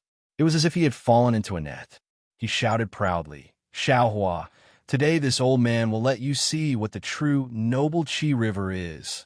As Nangong Tianji's voice fell, the earth, fire, wind, and thunder in the sky turned into aurora magnetism through the golden chrysanthemum. Under the aurora magnetism, the space within 1,000 miles was filled with dazzling sparks.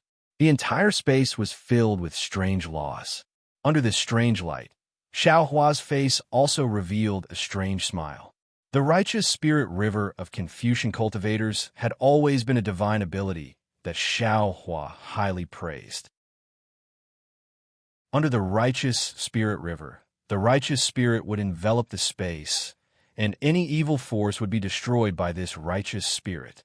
However, although Nangong Tianji's noble qi river was several times stronger than an ordinary noble qi river, even someone as strong as Xiao Hua could feel the sharpness of the aurora magnetism. Xiao Hua didn't doubt that if this river-like aurora of magnetism fell, his golden body would definitely be riddled with holes. Even his nascent soul might not be able to escape the fate of being killed.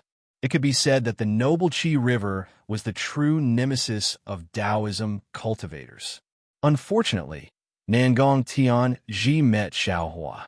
Seeing the smile on Xiao Hua's face, which contained a thick sense of ridicule, Nangong Tianji's heart thumped. He couldn't help but look into the distance. Just as Nangong Tianji felt that something was wrong, Xiao Hua opened his mouth. Pooh! With a sound, the spirit-slaying sword gourd spat out from his mouth. Xiao Hua raised his hand and pointed, and a thick crystal light fell into the sword gourd. Buzz, buzz, buzz. The sword gourd vibrated, and the spirit-slaying sword gourd soared into the sky. When the river-like aurora magnetism came into contact with the spirit-slaying sword gourd, it immediately seemed as if it had seen a long-lost relative. It rushed in without a care for its own safety, and had long forgotten Nangong Tianji's hospitality. This is... Nangong Tianji didn't expect that Xiao Hua would be able to destroy the noble spirit river that he was so proud of with just a single magical treasure. Furthermore, the vast and mighty aurora magnetism didn't listen to his command at all. It gathered into two thick beams of light and went against the current, pouncing towards him like a huge dragon. Damn it! Nangong Tianji was shocked. The chrysanthemum and snowflakes above his head immediately retracted and turned into a golden chrysanthemum cloud to protect him. Roar! At this moment, Dongfang Qionghao's roar sounded in the distant sky. Nangong Tianji was overjoyed. His figure flashed, and he teleported towards that direction. Want to leave? Xiao Hua sneered. He waved his right hand again, and a ray of golden light flashed in the sky like a pair of scissors. It immediately slashed across Dongfang Qionghao's illusory figure. Swoosh! The illusory figure that had already turned into a distorted light was actually cut off by the soaring dragon scissors. The right leg of the illusory figure was cut off. Boom, boom. The moment the right leg left the illusory figure, it immediately collapsed, and it turned into noble qi and runes that scattered in the sky. Roar! Nangong Tianji howled in grief, but he didn't stop. He continued to rush into the distance, as if he had planned this beforehand. Umph! Xiao Hua snorted coldly.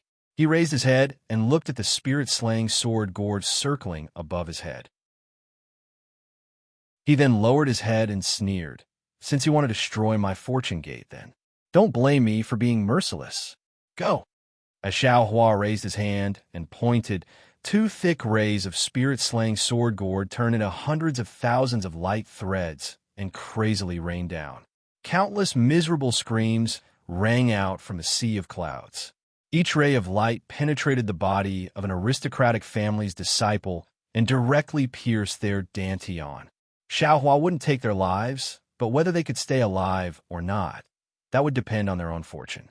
Just as Xiao Hua was about to withdraw the spirit-slaying sword gourd, he heard a clear light in the distance, and another strange phenomenon appeared back to Xiao Hua's battle against the Nangong family. The heaven expert flew out with his bone spear, but he was also blocked by Shimin Jinzhong and several ninth-grade Essence Force saints. Hiss!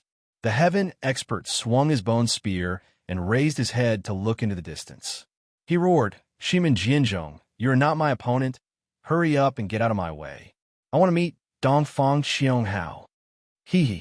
Shimin Jinzhong sneered, and a cold light appeared around him. He said, your opponent is this old man. Wen Chu is Dongfang Qionghao's opponent. Of course, if you can defeat this old man, then you can go find Dong Fong Chiong Hao. However, this old man wants to see the origin of a Taoist cultivator who can fight evenly with the master of the Jade Pure Palace.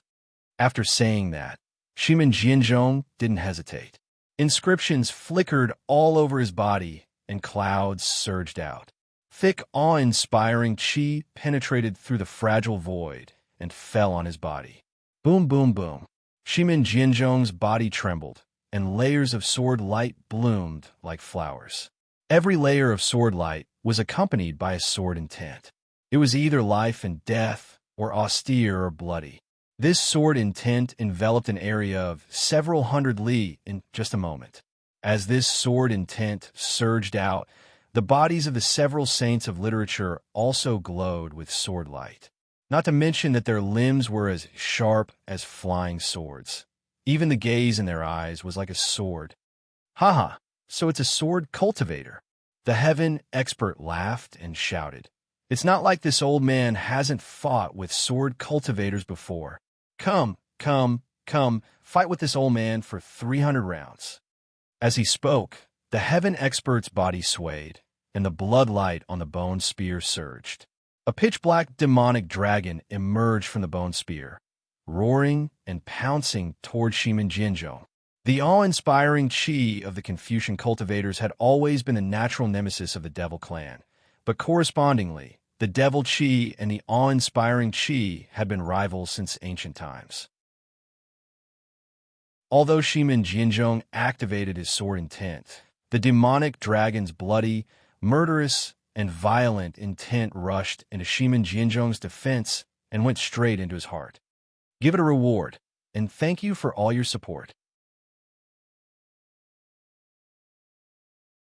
Chapter 46:19. Seeing that the celestial was so powerful, Shimin Jianzhong was also shocked. He thought to himself, damn it, how can this Taoist body cultivator have a demonic weapon? When he fought with the master of the Jade Pure Palace that day, he didn't use a weapon. Moreover, this demonic weapon is different from ordinary demonic weapons. The bone dragon that was refined into a demonic spear is not an ordinary dragon. The aura of this demonic weapon seems to be innately restraining the righteous aura of my Confucian cultivator. Today's battle seems to be too dangerous, far from what I expected. However, since he was already here, how could Shimin Jianzhong hesitate? He slowly raised his right hand, and a sword light appeared in his right palm like starlight. Then, countless sword cries came from the sword light, and a sword that was overflowing with brilliance began to expand rapidly. This old man will show you what the sword essence of heaven and earth is. Shimin Jianzhong roared proudly, and the huge sword that was 1,000 feet long fell like a falling mountain. The sword hair of the huge sword was like a flood dragon, and the sword essence was like a rainbow. Wherever it passed, the space was split open, the wind was split open, and even the eyes of the celestial were about to be split open. Near Shimin Jianzhong, the literary saints didn't dare to be careless.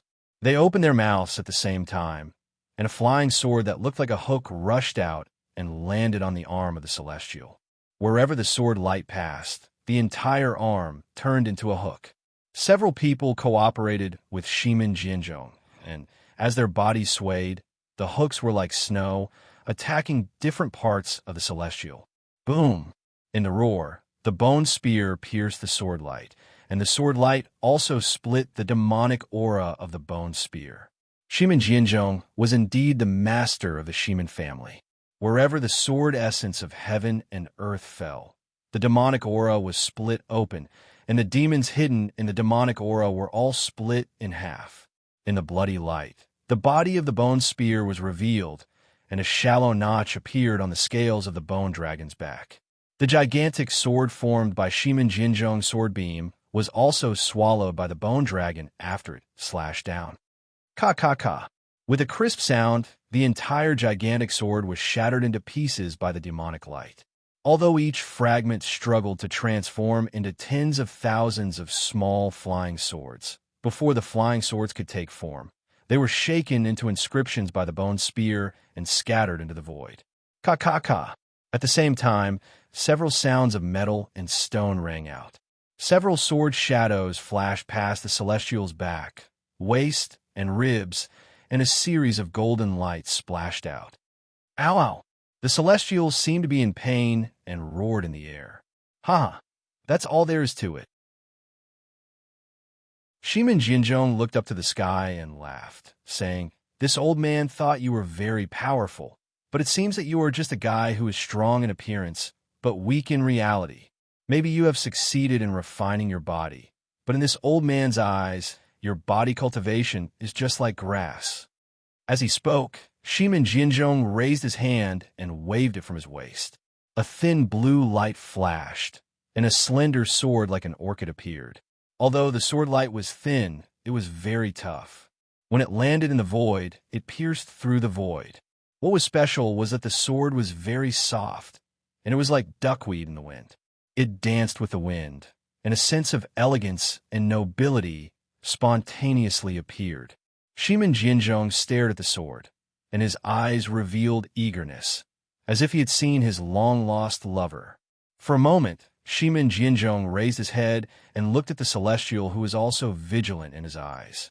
He said proudly, "The Confucian scholars of the hidden immortal continent have long admired the gentle sword, but no one has ever heard of the Feather Orchid Immortal Sword of my Shimin family.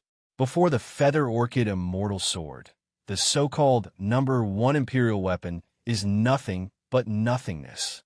All the families in the world know about the Son of Heaven's sword, and with the Son of Heaven's sword, you can stabilize the world. But who knows? If you control the Feather Orchid sword, you can become an immortal. You are very lucky to be able to see the true appearance of the Feather Orchid Immortal Sword before you die." After speaking, Shimin Jinzhong raised his hand and waved. That sword, which was originally as soft as gossamer, suddenly gave birth to a resplendent sword light. Moreover, that sword directly soared into the sky, and an extraordinary sword intent rushed out from the sword. Wherever the sword intent passed, the broken void transformed into many orchids. Each orchid was born from the sword's splendor, and each orchid revealed a hazy world. Each orchid contained a heaven-destroying and earth-exterminating killing intent. Damn it! When the Celestial saw it, he couldn't help but turn pale with fright. The Celestial was formed by Xiao Hua's bone tempering. When it comes to the corporeal body, it is naturally tough and tenacious. It is very difficult for ordinary magic tools to injure him. Normally, the Celestial should be the most powerful one among Xiao Hua's clones, but in fact, the Celestial was the most awkward one. Previously, other than cultivating Xiao Hua's Big Dipper Fist and several bone tempering cultivation techniques, he didn't have any other cultivation techniques. Then, in Star Moon Palace, Xiao Hua found a cultivation technique for the Celestial and also found a secret technique to repair the 10,000 extinguishing Heavenly Dipper. However, the time was short and the Celestial didn't complete it. Therefore, when facing ordinary cultivators of the lower 9th grade, the Celestial had an absolute advantage. He could even deal with them more efficiently than Xiao Hua. However, when facing Shimin Jinzhong, who was also at the upper 9th grade, he was powerless. Seeing Shimin Jinzhong take out the Feather Orchid Immortal Sword, that bone-chilling sword light made his heart palpitate. Without hesitation, he waved his hand and summoned the Celestial's white bone. When the Celestial's white bone appeared, the space immediately began to flash with a pitch-black halo. A kind of rich, desolate aura rushed out from the white bone. When the Celestial merged with the white bone, with a loud bang, the space within 100 miles began to tremble. Waves of energy wantonly swept out and merged with the desolate aura. Ayo! The Celestial looked up to the sky and roared. A fierce aura emerged from his 3 heads. Waves of sound surged toward Shimin Jinzhong and the others. This is the ancient demon clan? Seeing that the Celestial had 3 heads and 6 arms and emitted a ferocious aura that could suppress the world, Shimin Jinzhong was astonished. He finally understood why the Celestial could fight evenly with the Jade Pure Palace Master. However, in the blink of an eye, Shimin Jinzhong sneered. Suddenly, tens of thousands of sword hairs appeared around his body.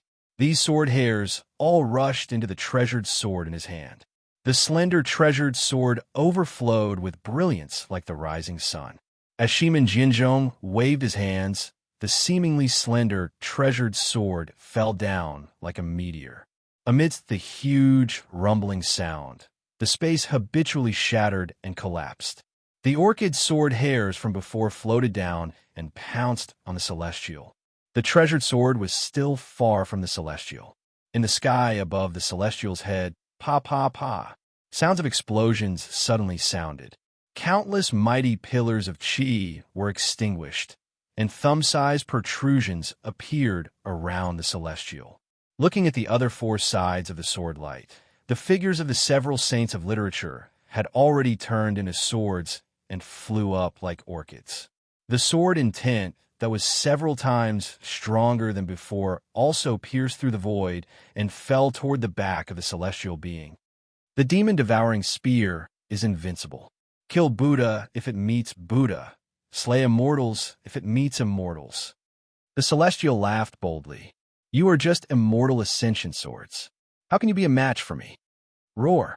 The celestial opened his mouth, and 3 pillars of light rushed out, passing through the sword qi and landing on Shimin Jinzhong's head. The bone spear in his hand, under the stimulation of the desolate qi, turned into a demon dragon that was thousands of feet long and crazily expanded to meet the treasured swords. Seeing the 3 pillars of light fall, Shimin Jinzhong did not care because the true qi around his body had already turned into sword hair and merged with the treasured swords. The Feather Orchid Immortal Ascension sword would naturally block the light pillars. However, contrary to Shimin Jinzhong's expectations, the Feather Orchid Immortal Ascension sword did not block the light pillars when they passed through the sword light. And in the light pillars, Shimin Jinzhong felt that his essence, qi, and spirit were about to leave his body. Not good. Shimin Jinzhong knew that things were not good and hurriedly urged his true qi to block the attacks of the 3 pillars of light. Shimin Jinzhong was distracted, and the bone spear collided with the treasured swords again. The treasured swords shone brightly, and the sword's momentum was like a wave.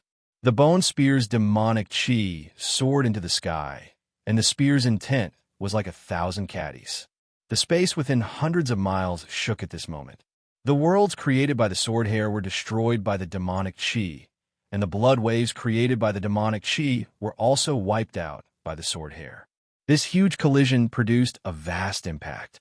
Not only did it blow away the flying swords that Shimin Jinzhong had transformed into, it also caused the corporeal body of the celestial being with 3 heads and 6 arms to tumble. Clang, clang, clang. As he tumbled, the sounds of swords humming could be heard. The flying swords that were formed by the sage of literature had slashed through the void and slashed at the celestial being's back.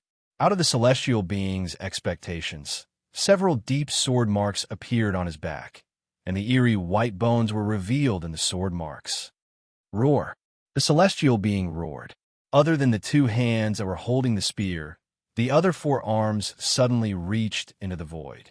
At the same time, the 3 heads opened their mouths and shot 3 pillars of light at the sage of literature, who was closest to them. Dod! Shimin Jinzhong's flying sword was raised, and his figure was naturally blocked. He saw the celestial being's arms falling into the void and immediately felt that something was wrong, so he hurriedly shouted. Moreover, he bent his body and forcefully channeled his sword. The sword turned into a ray of light and also disappeared into the void. The sage of literature who received the warning were alarmed and quickly dodged. Crack, crack, crack. Just as they were about to dodge, the celestial beings' 4 arms reached out from the void and hit their shadows. With a crisp sound, several sword rays were shot down, and the sage of literature's secondary bodies were also slightly shattered. However, the sage of literature who was closest to the celestial was not so lucky. The 3 pillars of light worked together and struck the sage of literature's sword rays with lightning speed. The sage of literature didn't even have time to scream before the brilliance of his secondary body was instantly extinguished, and he fell from the sky. Poof! The celestial being succeeded, but Shimin Jinzhong's Feather Orchid Immortal Ascension sword also arrived at the same time. This sword that was even thinner than a thin thread easily pierced the celestial's heart and almost came out of his body. Good. The sage of literature couldn't help but cheer when he saw the celestial being stabbed. At this time, boom, boom. Behind the sage of literature, a violent wind suddenly rose. The celestial's hands that were holding the spear had unknowingly abandoned it, and were now reaching out from the void and grabbing the backs of two sage of literatures. The two bloody hands even came out from the chests of two sage of literatures. Give it a tip, and thank you for all forms of support. Chapter 4620. The celestial's other two legs didn't stay idle either. Like Xiaohua, he kicked the other two literary saints in the back. After the two literary saints' backs caved in, they fell from the sky. Damn it! Shimin Jinzhong couldn't help but gnash his teeth when he saw the celestial kill 5 literary saints right in front of him. However, what surprised him even more was that there was no blood flowing out from where the Feather Orchid Immortal Sword pierced. The celestial only gritted his teeth in pain, but didn't seem to be killed at all. He growled, You'd at the celestial sneered and grabbed the sword in his chest. Can't you see that I have 3 heads and 6 arms? I have 3 hearts. The celestial grabbed the sword and thunder rumbled. The entire Feather Orchid Immortal Sword was controlled by lightning. Shimin Jinzhong was shocked. He hurriedly waved his right hand, and the flexible sword in the lightning turned into nothingness. Roar! At the same time, Dongfang Qionghao's roar came from the distant sky. Shimin Jinzhong was startled. He looked at the remaining literary saint and teleported toward him. Seeing Shimin Jinzhong escape, the celestial didn't chase after him. Instead, he looked at that panic-stricken literary sage and strode towards him. You, don't come here.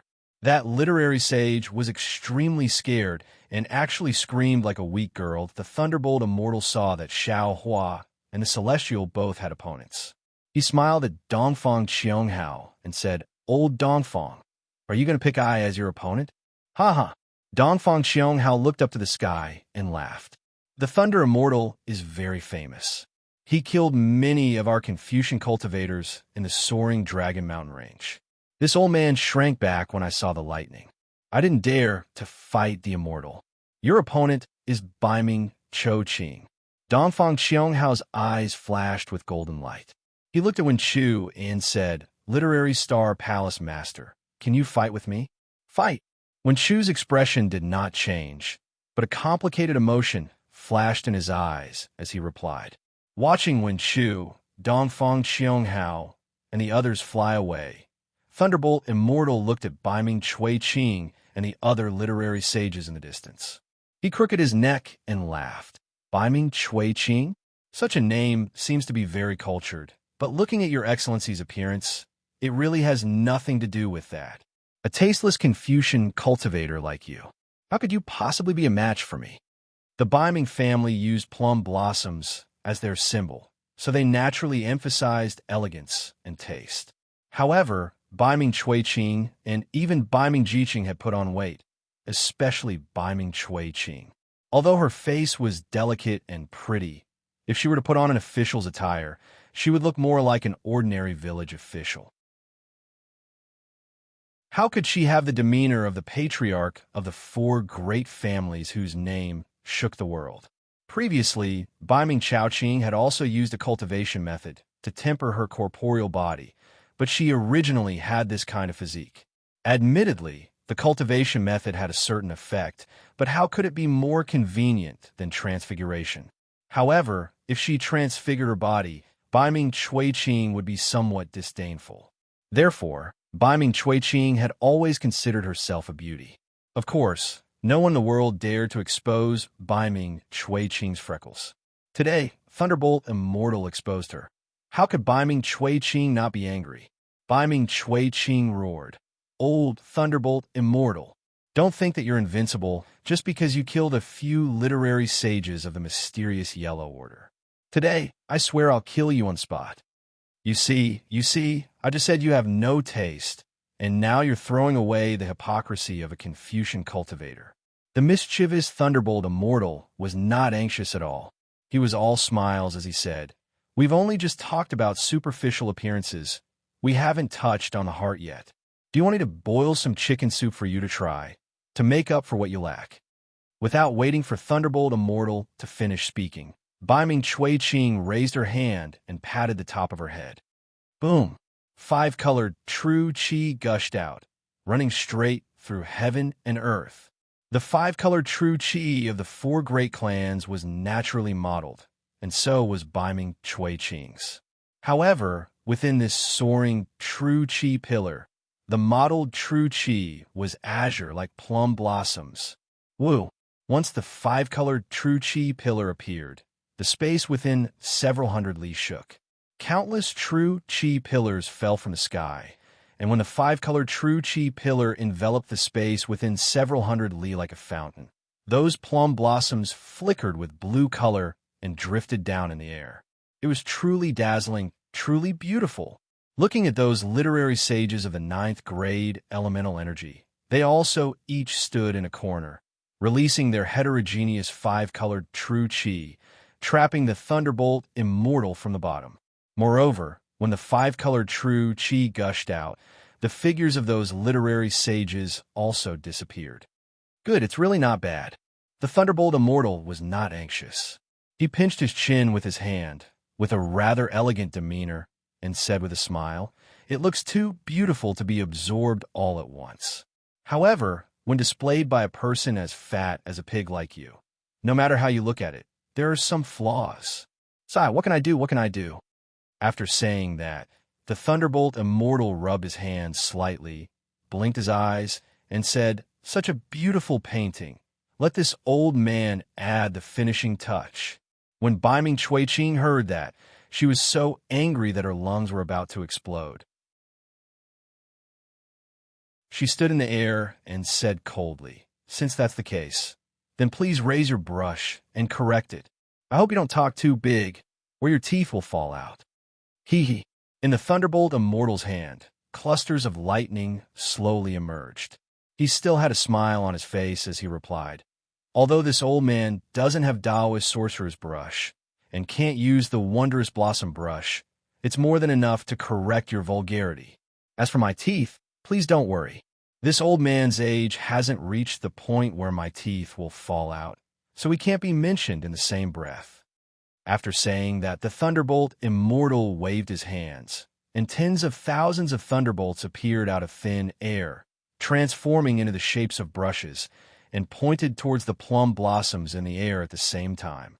This thunderbolt was like a huge wave overturning the sky, overturning the entire space, and its momentum was incomparably vast. However, all the thunderbolts had only rushed out 100 feet when the countless plum blossoms in the air suddenly produced indescribable fluctuations. These fluctuations were like a net, intertwining and falling. Wherever the fluctuations passed, all the thunderbolts immediately ceased to exist, turning into nothingness. So much so that when the fluctuations landed on the Thunderbolt Immortal's body, even the lightning flashing around the Thunderbolt Immortal's body was also smoothed out. The Thunderbolt Immortal was dumbstruck. Looking at those plum blossoms, they were like Baiming Cui-Ching's small eyes that were mocking him. "Ha ha!" Baiming Cui-Ching laughed wildly. "It's just the Dao Sect's Thunderbolt technique. What's there to be arrogant about? Didn't you want to correct this old man's winter plum forbidden lightning diagram? Why don't you pick up your lightning brush? Without it, I'm afraid your teeth will fall out." Damn it. The Thunderbolt Immortal was ashamed and angry. He raised his hand and slapped the top of his head. Rumble. A cluster of lightning spurted out, transforming into a thunderbolt technique that grabbed towards Baiming Cui-Ching. Unfortunately, as soon as the lightning appeared, the fluctuations rose again. That thunderbolt technique whimpered as it shrank and disappeared, not causing any waves at all. Since you don't have the strength to lift the brush, then Let this old man do it. Bai Ching was in high spirits. She opened her mouth, and a mouthful of life's true energy gushed out, transforming into countless fine threads that were similar to inscription chains. At the same time, they entered the void and connected all the plum blossoms together. Fall! When Bai Ching shouted, a huge azure inscription was spurted out from her mouth, falling in midair and exploding with a loud bang. Tens of thousands of plum blossoms spiraled and flashed, gushing over from all directions. That indescribable fluctuation transformed into an invisible lotus shape, trapping the Thunderbolt Immortal. As soon as the lotus shape was formed, the Thunderbolt Immortal could not perceive the situation outside the space. He only felt a cluster of misty green halos covering the area around him. He could not use his divine thoughts. The chi of heaven and earth was isolated, and even the void was imprisoned. Not good. The Thunderbolt Immortal was shocked and hurriedly wanted to urge the sound of thunder. However, just as he was about to urge his magic power, he suddenly frowned again. That's not right. The Thunderbolt Immortal narrowed his eyes and looked at the illusory green light around him. He thought to himself, the Bai family is one of the 4 great families of Confucian cultivators. How can there be the aura of Taoist magic in his green light? Although this aura is very subtle, I was born to report Taoism. How can I not detect it? It's really weird. Just as the Thunderbolt Immortal was puzzled, the fluctuating aura became more and more intense, and a destructive momentum surged in the entire space. After being surprised, the Thunderbolt Immortal laughed out loud. He raised his hand and made a rare hand seal. He said, although this old man is called the Thunderbolt Immortal, and the Thunderbolt technique is naturally this old man's strongest technique, don't you think you're being too delusional if you want to imprison this old man with merely the Winter Plum Forbidden Lightning diagram? Immediately, the Thunderbolt Immortal made a gesture, and a bean-sized lamp appeared in midair. This lamp was divided into 6 colors, which was exactly the same as Xiao Hua's 6-colored spiritual fire. Old man Bai, you fat toad at the bottom of a well. Today, I'll let you see the power of my Taoist magic. The Thunderbolt Immortal shouted. Break! Following the Thunderbolt Immortal's finger, a thick crystal light fell into the lamp. The 6-colored spiritual fire instantly turned into a several zhong large fire pillar and directly penetrated the Thunderbolt Immortal's feet. The spiritual fire was the absolute weapon that Xiao Hua used before he reached the nascent soul stage. Once the spiritual fire was used, it was invincible. However, because the spiritual fire consumed too much magic power, Xiao Hua would never use it unless he had no other choice. When Xiao Hua reached the 9th grade of origin energy, there were too many methods that he could use. Therefore, although the spiritual fire had already become 6-colored, Xiao Hua basically didn't use it anymore. The Thunderbolt Immortal naturally knew the power of the 6-colored spiritual fire. While he was cultivating the Thunderbolt technique, he was also pondering how to refine the 6-colored spiritual fire. The incantation that he was using now was a spell that used the 6-colored spiritual fire as the seed and his own magic power as the supplement. This spell was purely of the fire attribute and didn't consume much magic power. Normally, the Thunderbolt Immortal didn't have the opportunity to use this spell.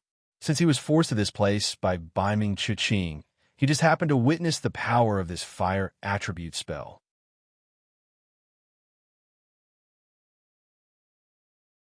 Chapter 46:21.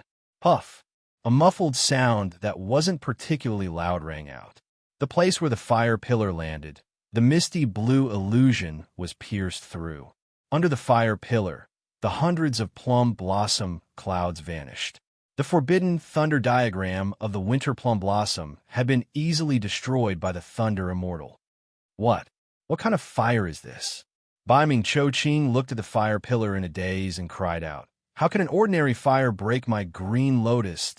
At this point, Bai Ching's expression changed greatly. He hurriedly raised his hand and grabbed. A huge hand of several miles in size fell from the sky. He shouted angrily, "Damn it! You! How can you bully the weak like this?" Seeing that the fire pillar had broken through the imprisonment, the Thunderbolt Immortal's figure swayed and immediately landed at the flaw. He reached his hand into the fire pillar. Then, without hesitation, the Thunderbolt Immortal flipped his hands and several fire spears separated from the fire pillar. Woo! The Thunderbolt Immortal raised his hand again. Several fire spears fell into the void and disappeared in a flash. Almost at the same time, several plum blossoms disappeared where the fire spears landed.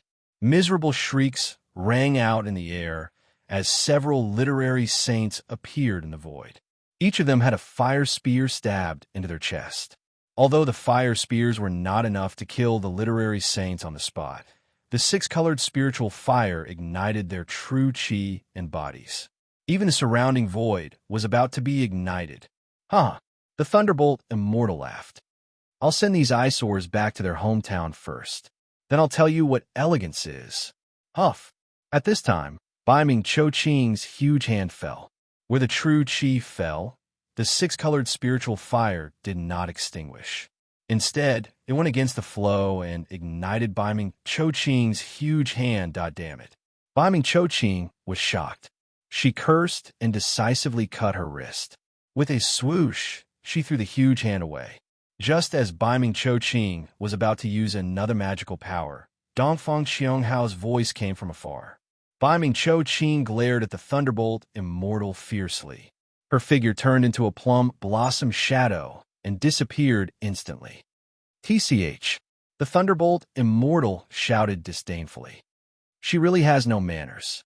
She escaped without even saying goodbye. Then, the Thunderbolt Immortal did not even look at the literary sages who were burned by the spiritual fire and chased after them. In order to avoid Bai Ming Cho Ching's winter plum forbidden lightning diagram, Dongfang Xionghao's figure flickered and lured Wen Chu to another high altitude. At this moment, Chao Muya's heavenly light split in two, and the sky was once again covered in a faint greenish gray. Layers of earth, fire, wind, and lightning roared in the sky, and the clouds that approached Chao Muya were shattered into pieces. Wen Chu landed and looked at Dongfang Xionghao, who was on guard in the distance. His eyes flashed with worry. He looked around and sighed. "We Confucians have written many poems. Other than Immortals of the Magpie Bridge, this old man likes Song of Tomorrow the most." Then, when Chu didn't dare to look at Dongfang Xionghao's confusion, he started to recite, "Tomorrow comes after tomorrow. How many tomorrows are there? I am waiting for tomorrow, and all things are wasted. If the people of the world are tired by tomorrow, spring will pass, and autumn will come, and the old will come."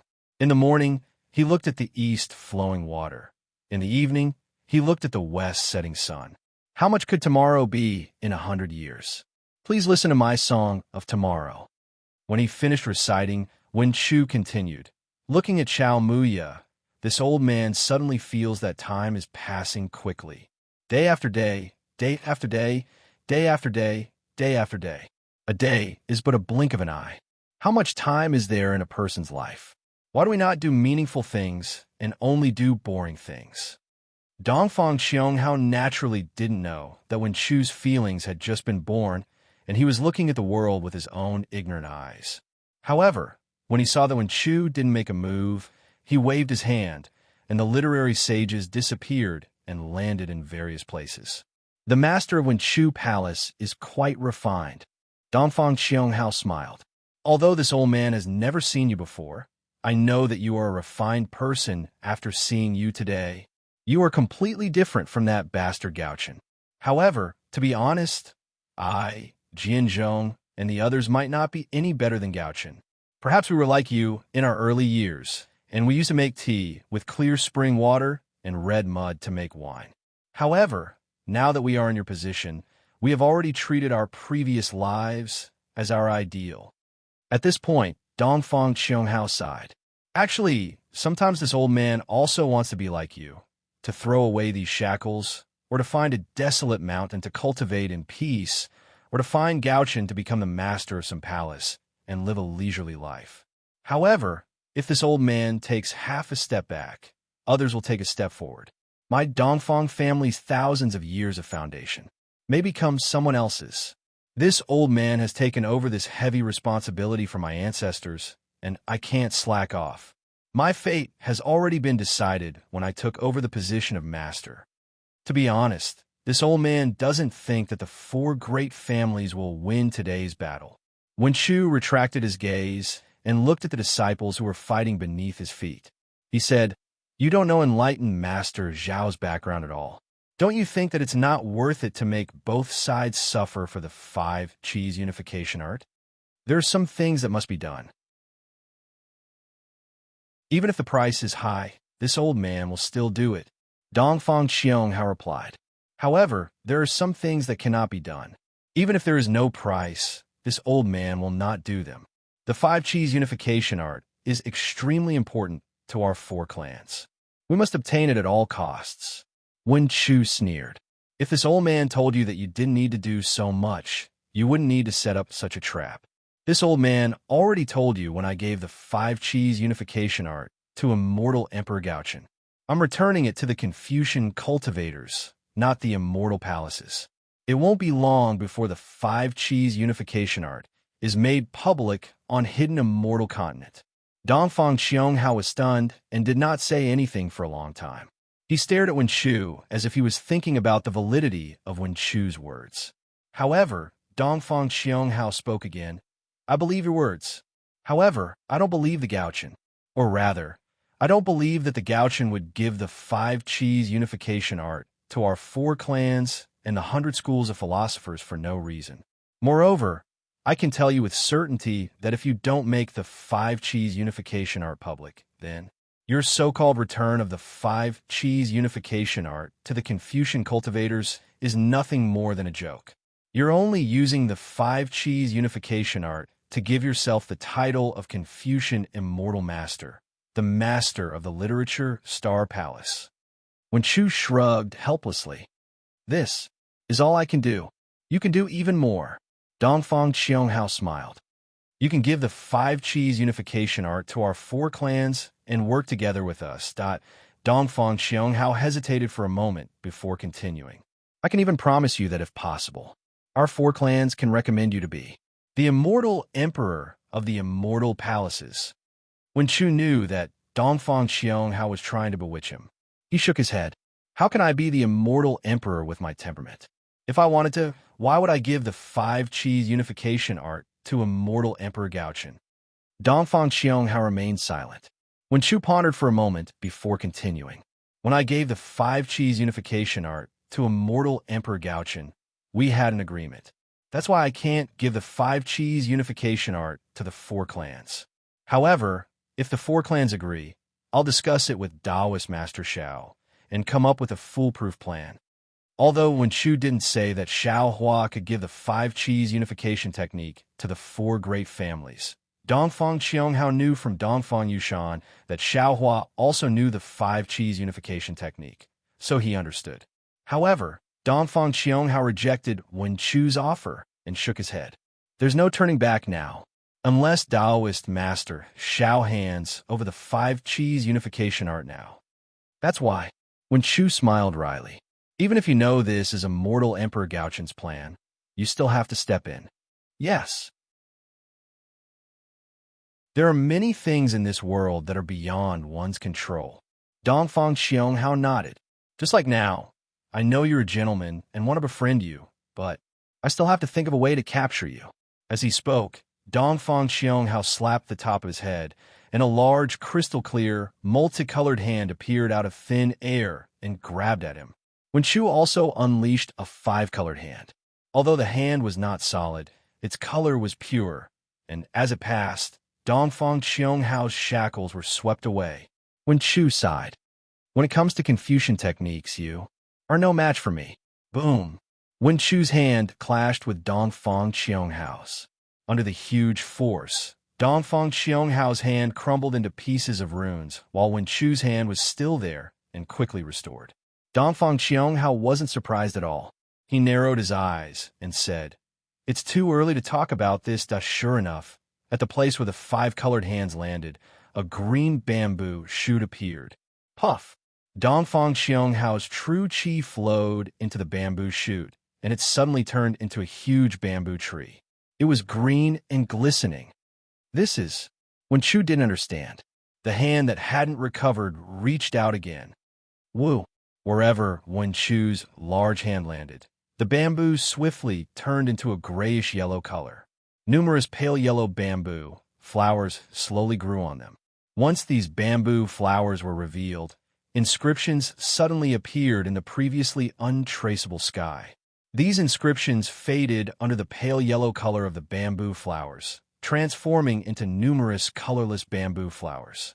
A faint aura of death quickly spread around. When Chu raised an eyebrow, he seemed to understand something.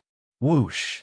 Tens of thousands of colorless flowers suddenly bloomed, and when Chu's hand withered, all of his true chi flowed into the flowers. At the same time, the aura of death surged towards Wen Chu like a tidal wave. When Chu activated his true chi and the five-colored light quickly faded under the aura of death. The inscriptions were wiped out by the aura of death. Give a tip, and thank you for all your support.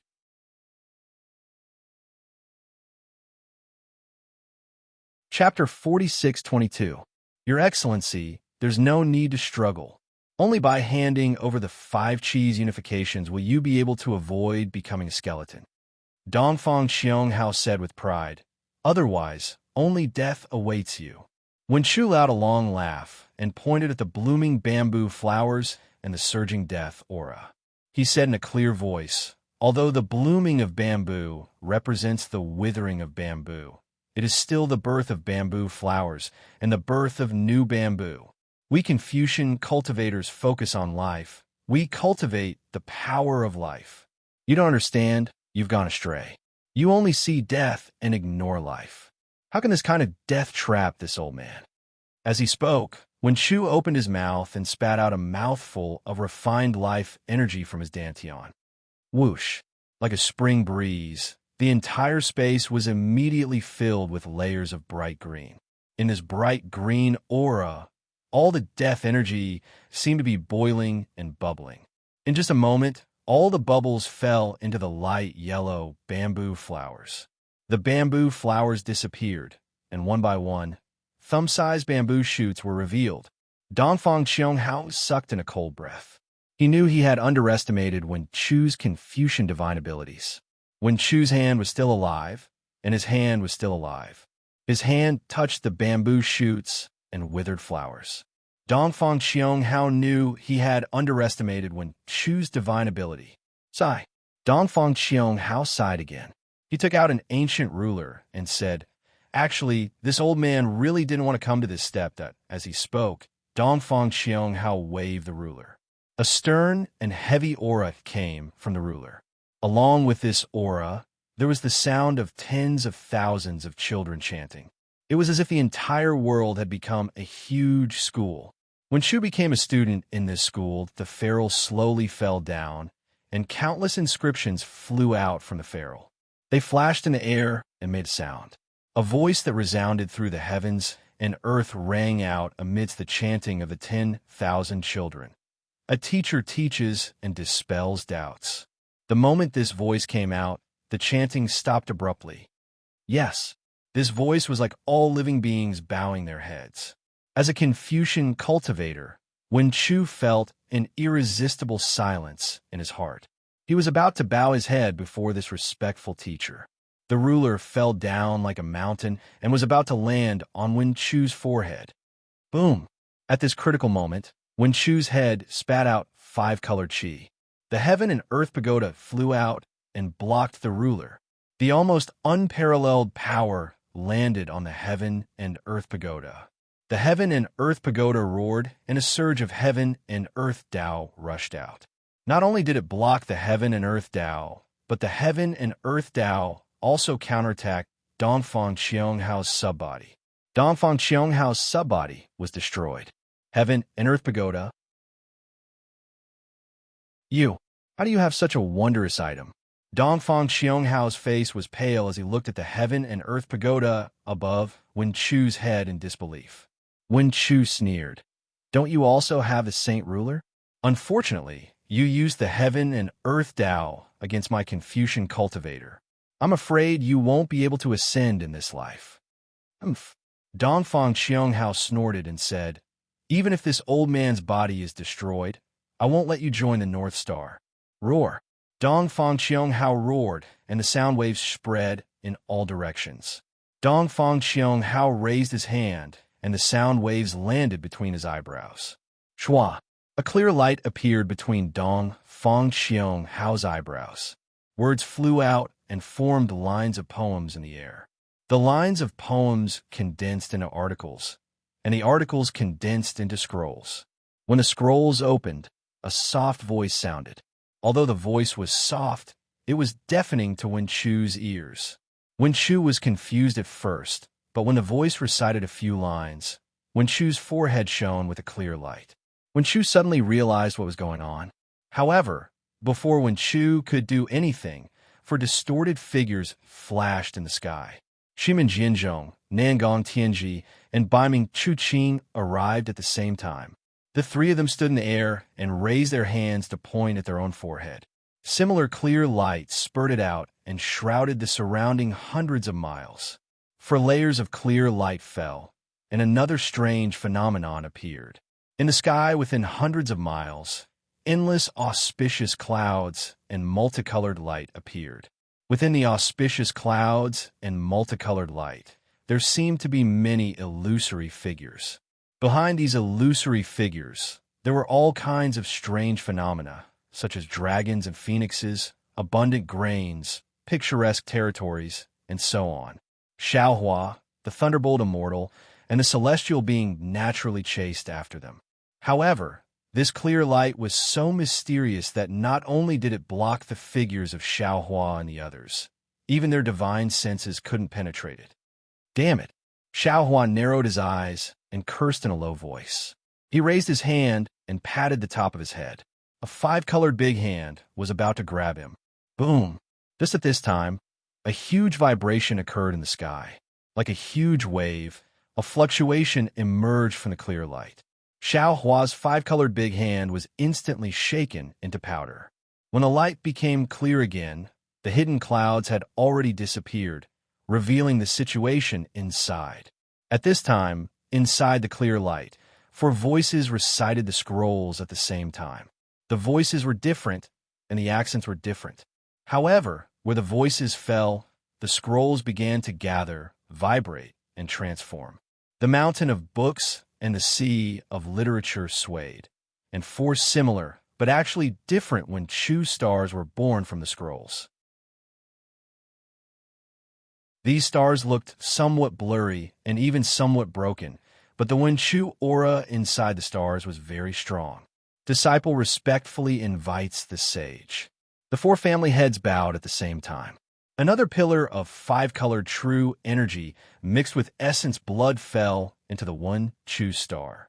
Ka-ka-ka-ka. For clear, shattering sounds came from the sky. As the four Wen Chu stars shattered, for sages with only half of their bodies were revealed. The moment this saint appeared, tens of thousands of auspicious clouds covered the sky, and thousands of rays of light shone. The sound of the 100 heavy suns rang out, and 10 thunderbolts descended.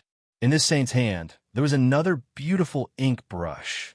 Seeing this, Xiaohua, who was about to use his divine ability again, smiled.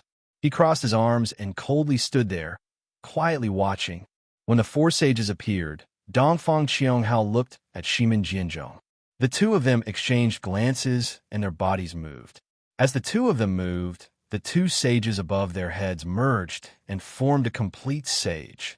Xiaohua, who was originally hugging the scrolls to watch the show, suddenly trembled and cried out, Lao Tzu? Because in the ancient books of Confucianism, it was very clear that Lao Tzu had taught Confucius and could be said to be Confucius' teacher. However, Lao Tzu's disciples and inheritance were not found in the 100 schools of thought. Even when Wen Chu became a Wen Chu star, Lao Tzu's figure was not found in the sages Wen Chu. Lao Tzu could be said to be a sage who had disappeared.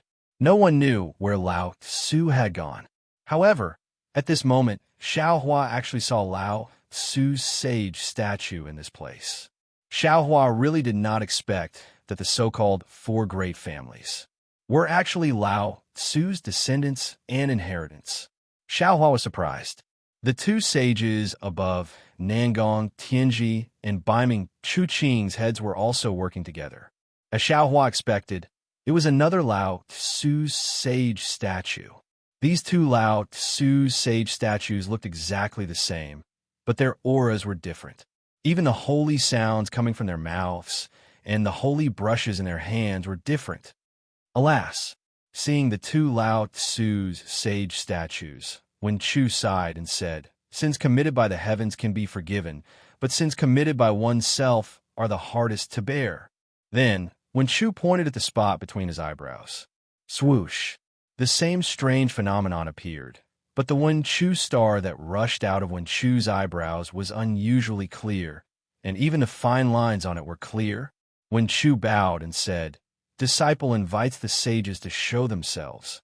Then, without Wen Chu activating his blood essence, the sages who had experienced the sages Wen Chu's sage statues in the ruins appeared again. These sages' sage statues were different. Some of them were human cultivators standing proudly with tall hats and broad belts, and some of them were human warriors standing alone in the wind with golden helmets and silver armors.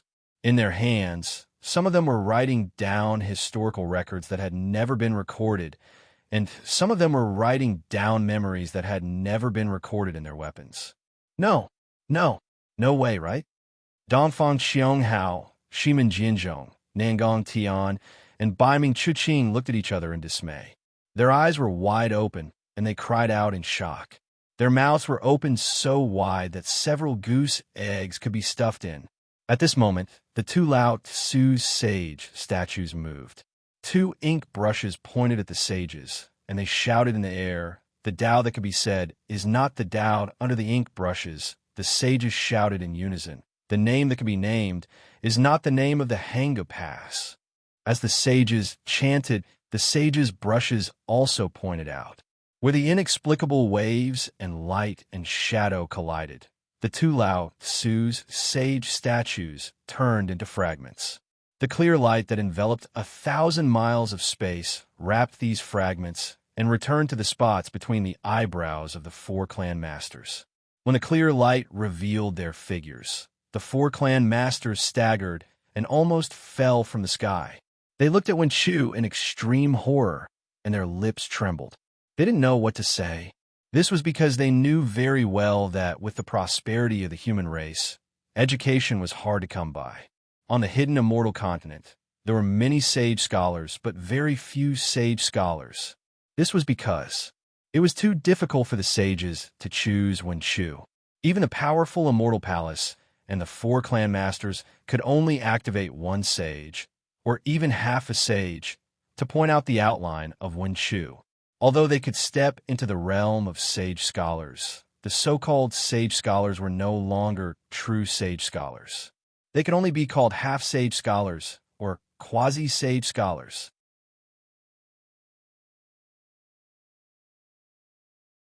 Chapter 46-23.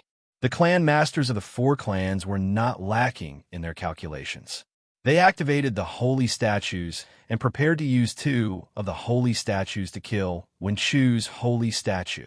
From what they knew, Wen Chu was most likely a half-saint literary star like them. At best, he could be a complete literary star. They had two holy statues, so they had an absolute advantage. So much so that they even indulged in the wildest fantasy that even if Wen and Chu were double saint when stars, their lousy holy statues were absolutely stronger than Wen and Chu's saint when star. However, they never thought that Wen Chu was actually a double saint literary star. He could even be called a 10,000 saint literary star. How could their holy statues be a match for him? They had lifted a rock and smashed it on their own feet. Give me your life. Seeing this, the Celestial laughed and waved his bone spear, about to rush over. Rumble. At this moment, something strange happened again. Dark clouds appeared where the earth, fire, wind, and thunder had been. Wave after wave of darkness covered the entire sky. Within the darkness, thousands of specks of starlight came crashing down with the power of the stars and moon. Within a few thousand miles, the space was sealed. Essence energy below the 8th level was like a heavy burden.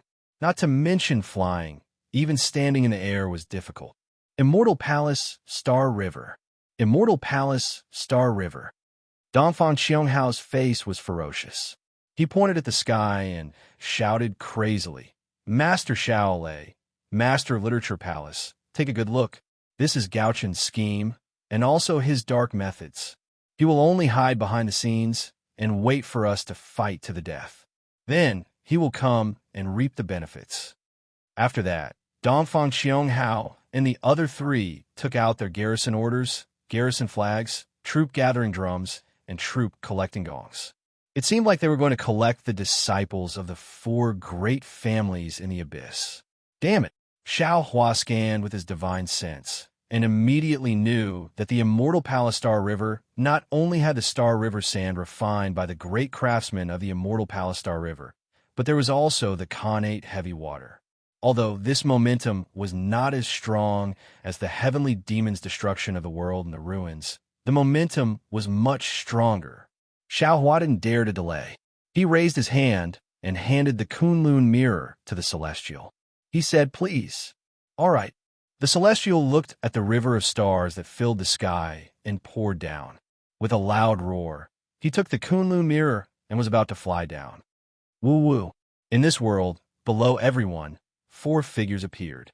Donphan Xionghao, Shimin Jianzhong, Nangong Tianji, and Baiming Chuqing's figures distorted and crashed into the void. In the blink of an eye, they disappeared. Damn it!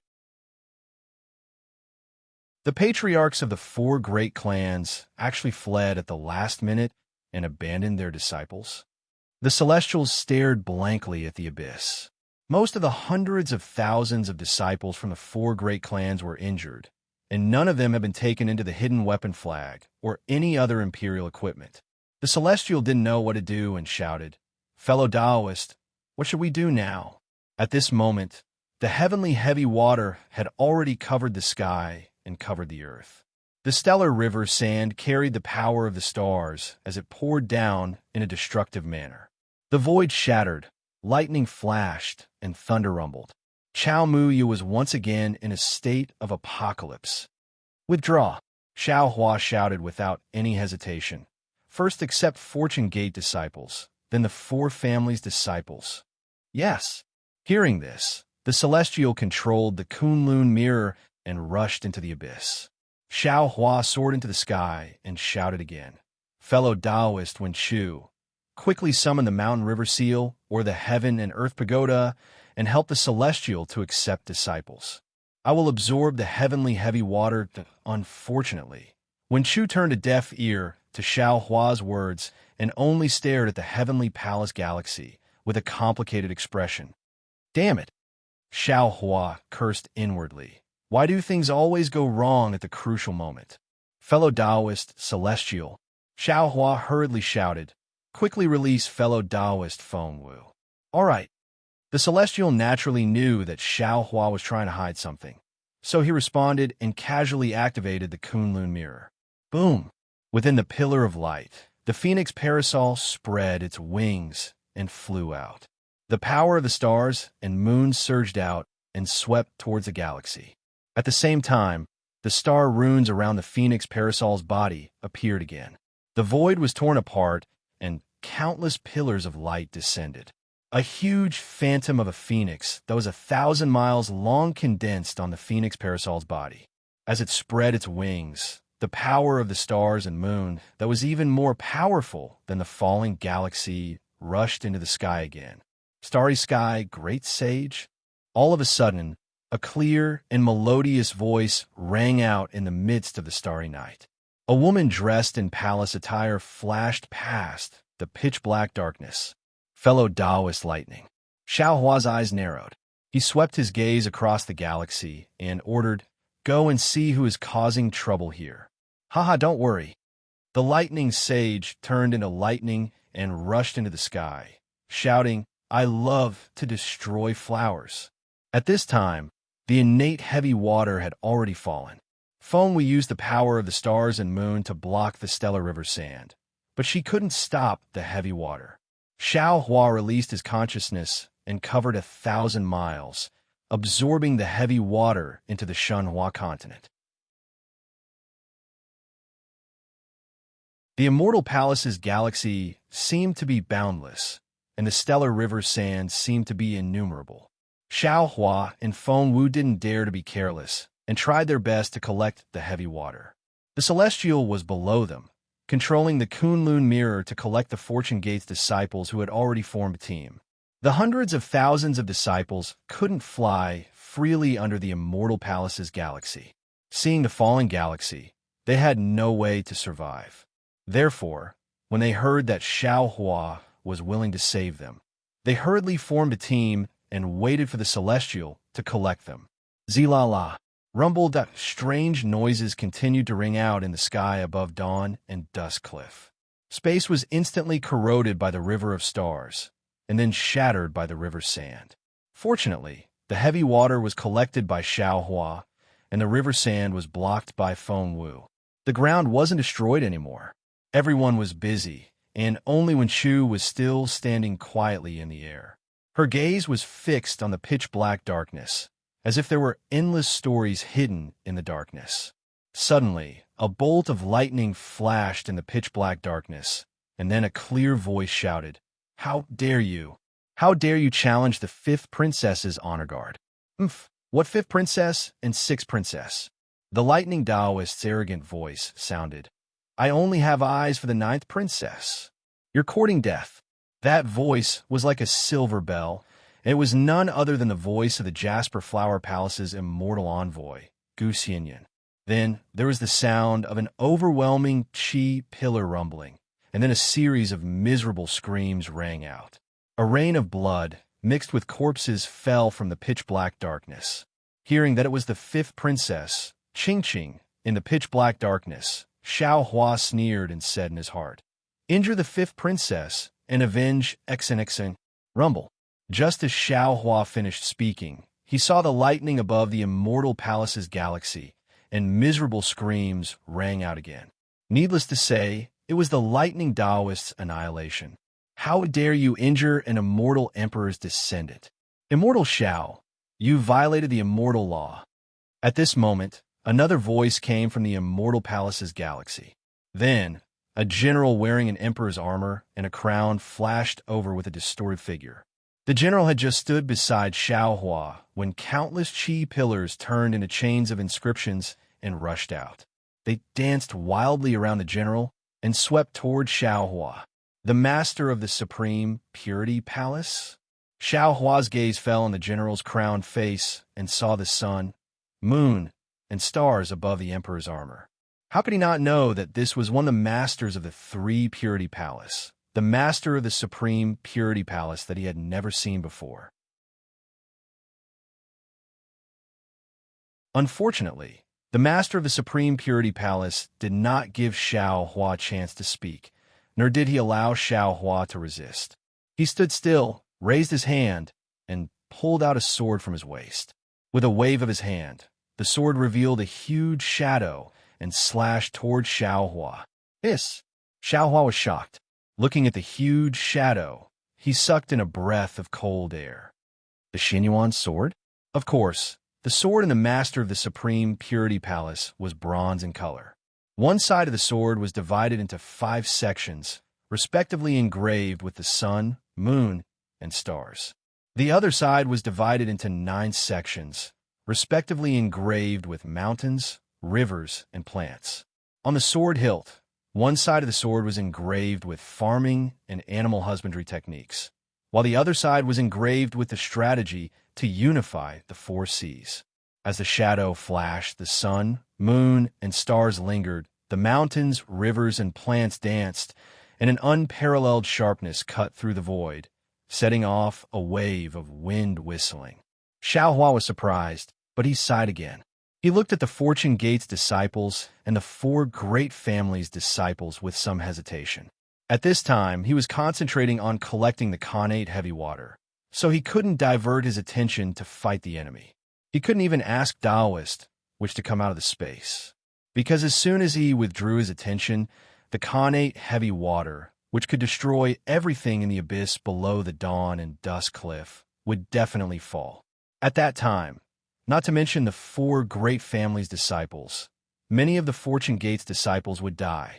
Moreover, if the Khanate heavy water fell into the abyss, Xiaohua couldn't guarantee that the Heaven Punishment Prison crystal that imprisoned Xian would be intact. Xian could also be injured. Fight! Xiaohua gritted his teeth, not daring to withdraw his attention. He anxiously shouted in his heart. Celestial quickly called Taoist Witch out. So it's you. At this time, Wen Shu, who had been standing still, suddenly spoke. He stared straight at the master of the Supreme Purity Palace and said word by word, "If you were so resolute and daring tens of thousands of years ago, how would you have let her die?" While speaking, Wen Shu suddenly opened his mouth. Woo-woo. 9 sword intents flew out. The moment the sword intents touched the ground, they turned into 9 flying swords. They whimpered as they flew towards the Xianyuan sword's shadow in the shape of 9 stars. Wherever the sword light passed, cold light flashed like falling tears. The sound of swords rang out, and the whimpering sound was like mournful sobs. What was extremely strange was that when the 9 stars reached the Xianyuan sword's shadow, they turned into a flexible sword. As this flexible sword danced, it gave birth to a peerless sword splendor.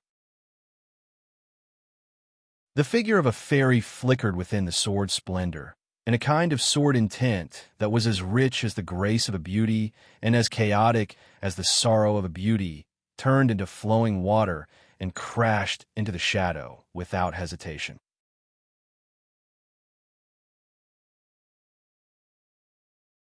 Chapter 46:24. Pear Blossom, Pear Blossom, Pear Blossom. All of a sudden, the master of Shangqing Palace shouted. His body, which was brimming with true qi, trembled violently. The shadow of the Xianyuan sword, which was chopping down with all his strength, unexpectedly stopped in midair. The shadow of the Xianyuan sword only stopped for a moment, but the sun, moon, stars, mountains, rivers, and vegetation all turned into fragments. The Xianyuan sword in the master of Shangqing Palace's hand flashed with a bronze sword light. This sword light was the result of him forcibly withdrawing his true qi. The sword light was like water, falling back into the body of the master of Shangqing Palace. Boom! A loud sound burst from the surface of the master of Shangqing Palace's body. The crown of the master of Shangqing Palace's crown flew away, revealing the true appearance of the master of Shangqing Palace.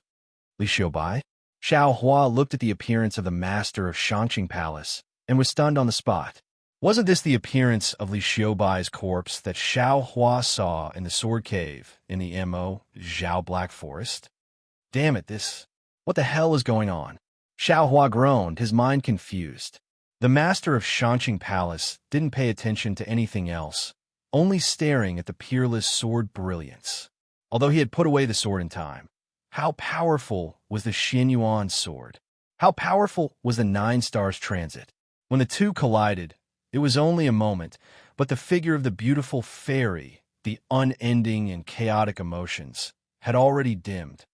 Pear Blossom, the master of Shangqing Palace muttered weakly, as if he couldn't even pick up the Xianyuan sword. You, she has already fallen, Wen Shu said faintly from the side. In these 9 sword pills, only some of her grief was left. Now that she has come here again, that grief has also dissipated. Everything began here, and it would also end here. Day and night, it's all yearning cliff. Looking at the fairy's figure turning into smoke, the master of Shangqing Palace suddenly reached out, as if he wanted to grab something. However, where his fingers landed, the smoke was disturbed. Not only did the fairy's figure disappear, but the smoke also turned into nothingness.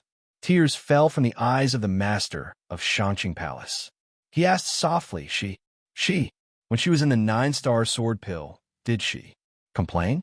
The master of the Shangqing Palace looked like he was asking Wen Shu, but his gaze pierced through the void. It was as though he was looking at himself from tens of thousands of years ago. He had knelt powerlessly beside the Immortal Palace's galaxy and watched as the Pear Blossom Fairy was killed by the Immortal Palace's galaxy. The gentle, water-like sword that had split the Immortal Palace's galaxy into two was shattered by the Star River sand and turned into a sword pill that fell into the void crack that suddenly appeared. Wen Shu didn't answer the palace master. He only closed his eyes as tears dripped down. After half a cup of tea's time, Wen Shu opened his eyes again. At this time, Wen Shu was neither happy nor sad. The tears at the corner of his eyes slowly disappeared as he said, "I don't know if she is complaining or not. I only know that there's a poem inside the 9 stars sword pill." "See I?" The eyes of the master of Shangqing Palace lit up. He asked with some fear and some expectation, "What see I?" "The delicate clouds are skillful, the flying stars transmit hatred, and the silver river travels in secret. When the golden wind and the jade do meet, it triumphs over countless mortals. Gentle as water, the auspicious day is like a dream, enduring the Magpie Bridge and returning home. If two people's feelings last for a long time, why should they be together day and night?" "Haha, I understand. The master of Shangqing Palace suddenly laughed wildly. "Pear Blossom, oh Pear Blossom, you finally understand my difficulties. You have finally forgiven me. Day and night, night and night. Our hearts are in the same place. Which part of us isn't day and night?" Boom! As the voice of the master of Shangqing Palace fell, a huge roar sounded again. Countless pillars of qi appeared out of thin air and turned into a huge hole that rushed into the top of the master of Shangqing Palace's head. At the same time, an extremely strange law descended from the sky and very vaguely entered Wen Shu's body. In Wen Shu's eyes, happiness, anger, sorrow, joy, and sorrow were like dazzling colors that appeared and disappeared 9 times in an instant. Then, Wen Shu slightly closed his eyes. When he opened them again, it was with a kind of sympathy. This change was very subtle. Only the muddle-headed Xiao Hua suddenly felt as if he was missing something. He hurriedly looked at Wen Shu, and the corner of Xiao Hua's mouth formed a trace of a smile. "Congratulations, master of Shangqing Palace." After several breaths, the pillar of qi emitted a bright light. A scholarly cultivator wearing an emperor's golden armor descended from the sky. Wasn't this the master of Taiqing Palace? After the master of Taiqing Palace landed, he raised his hand and took the crown of the master of Shangqing Palace. He smiled and handed it to the master of Shangqing Palace. "Congratulations, master of Shangqing Palace. The knot in your heart is gone, and the day of your ascension is just around the corner. Congratulations to you. Congratulations to you." The master of Shangqing Palace took the crown but didn't put it on. Instead, he looked at the master of Literature Palace and said, "I still have to thank you for this matter. Not bad." The master of Taiqing Palace nodded and patted his head. The brilliance of the crown also disappeared, revealing his true appearance. Immortal Bright Sword? Although Xiao Hua had already expected this, when he saw that the master of Taiqing Palace really was Immortal Bright Sword, Xiao Hua couldn't help but groan. Li Xiaobai, an Immortal Bright Sword, could be regarded as Xiao Hua's master. Xiao Hua not only obtained the inheritance of sword cultivation from Li Xiaobai, an Immortal Bright Sword in Mo Zhao Black Forest, but also obtained the Sword Heart Energy Seed technique and the Primordial Spirit Strengthening technique. At the same time, it was also because of the Sword Heart Energy Seed art and the Primordial Spirit Strengthening art that Xiao Hua had the original intention of dividing his primordial spirit. Later on, Xiao Hua obtained the Ghost Cultivator's Inextricable Threads art by chance. Only then did he truly try to divide his primordial spirit and create a complete primordial spirit. Later on, Xiao Hua had a great fortune and obtained the demon race's external incarnation art. He even obtained the heavenly devil essence from the upper realm's ruins and cultivated into a true primordial spirit, allowing each primordial spirit to become a real person. But in the end, Li Xiaobai, an immortal bright sword heart energy seed technique and primordial spirit strengthening technique were the most fundamental origins of the Fortune Gate's 10 Masters. Looking at the familiar faces of the masters of Tai Ching Palace and Shanqing Palace, Xiao Hua's doubts in the past finally settled. In the past, when Xiao Hua obtained these two seemingly heaven-defying techniques, he was really puzzled. After all, these techniques couldn't be comprehended unless one was an almighty expert. Li Xiaobai and Immortal Bright Sword were merely nascent soul cultivators. So how could they have created such powerful techniques? What was special was that on the Dawn Rain continent, there were no other sects that cultivated these mysterious techniques. Even Immortal Bright Sword Changbai sect and Li Xiaobai's Flame Bamboo Sword sect didn't know about them. Only Xiao Hua obtained their inheritance. This was obviously illogical. At that time, Xiao Hua thought that the cultivators who cultivated these two secret techniques had died due to qi deviation. Only now did he understand that Li Xiaobai and Immortal Bright Sword weren't cultivators of the Dawn Rain continent. Their techniques might not have been passed down to their two sections. Only the Immortal Palace's dual Purity Palace Master could have created such a miraculous primordial spirit splitting technique, right? Of course, thinking of this, Xiao Hua had another realization. The Sword Heart Energy Seed technique and the Primordial Spirit Strengthening technique might not have been created by Li Xiaobai and Immortal Bright Sword. Perhaps they were techniques that originally existed on the hidden Immortal Continent, or even the three continents. Xiao Hua's mind was full of thoughts. In just a moment, he immediately woke up and hurriedly told his experience to Wen Shu through his mind. At this time, the Tai Ching Palace Master looked at Wen Shu with a smile and said meaningfully, "Previously, this old man was very surprised. Whether it was from the Immortal Palace's records or our inference, we couldn't find your origin. If you said that you came from the outside world, your techniques are exactly the same as our Confucian cultivators. Only now did this old man know that you came from that place." Wen Shu nodded and bowed to the Tai Ching Palace Master and the Tai Ching Palace Master. This disciple was lucky enough to obtain the legacy of the two seniors in the M.O. Zhao Black Forest. All these years, I've always been grateful for the two seniors' gifts. Today, seeing you, please accept this disciple's master salute. At this time, Wen Shu's strength had already surpassed the Tai Ching Palace Master and the Tai Ching Palace Master. The Tai Ching Palace Master's previous words were just to get closer to them. They didn't expect Wen Shu to actually salute them as master and disciple. This was a salute from the Wen Shu Palace Master.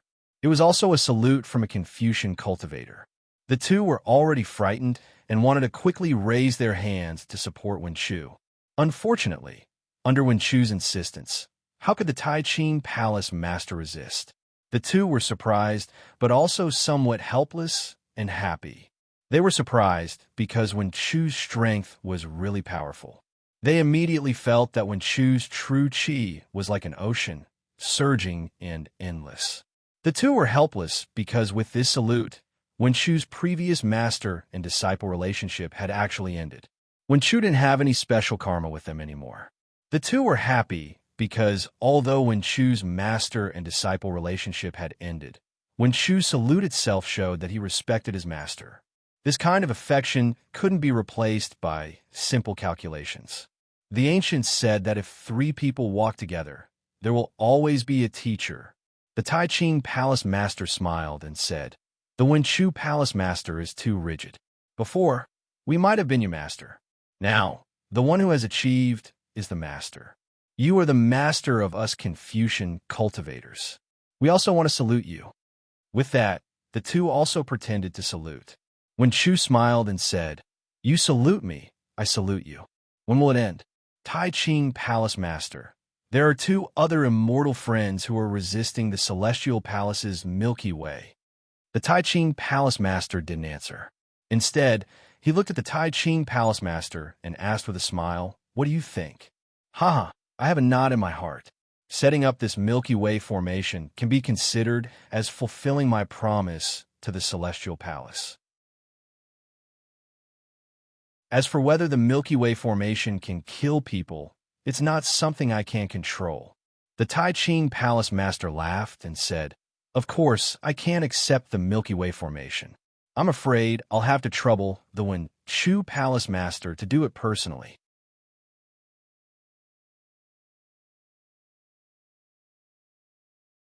Chapter 46:25. Good. Please wait here for a moment. Wen Chu nodded and replied. His figure turned into a shadow and rushed into the sky.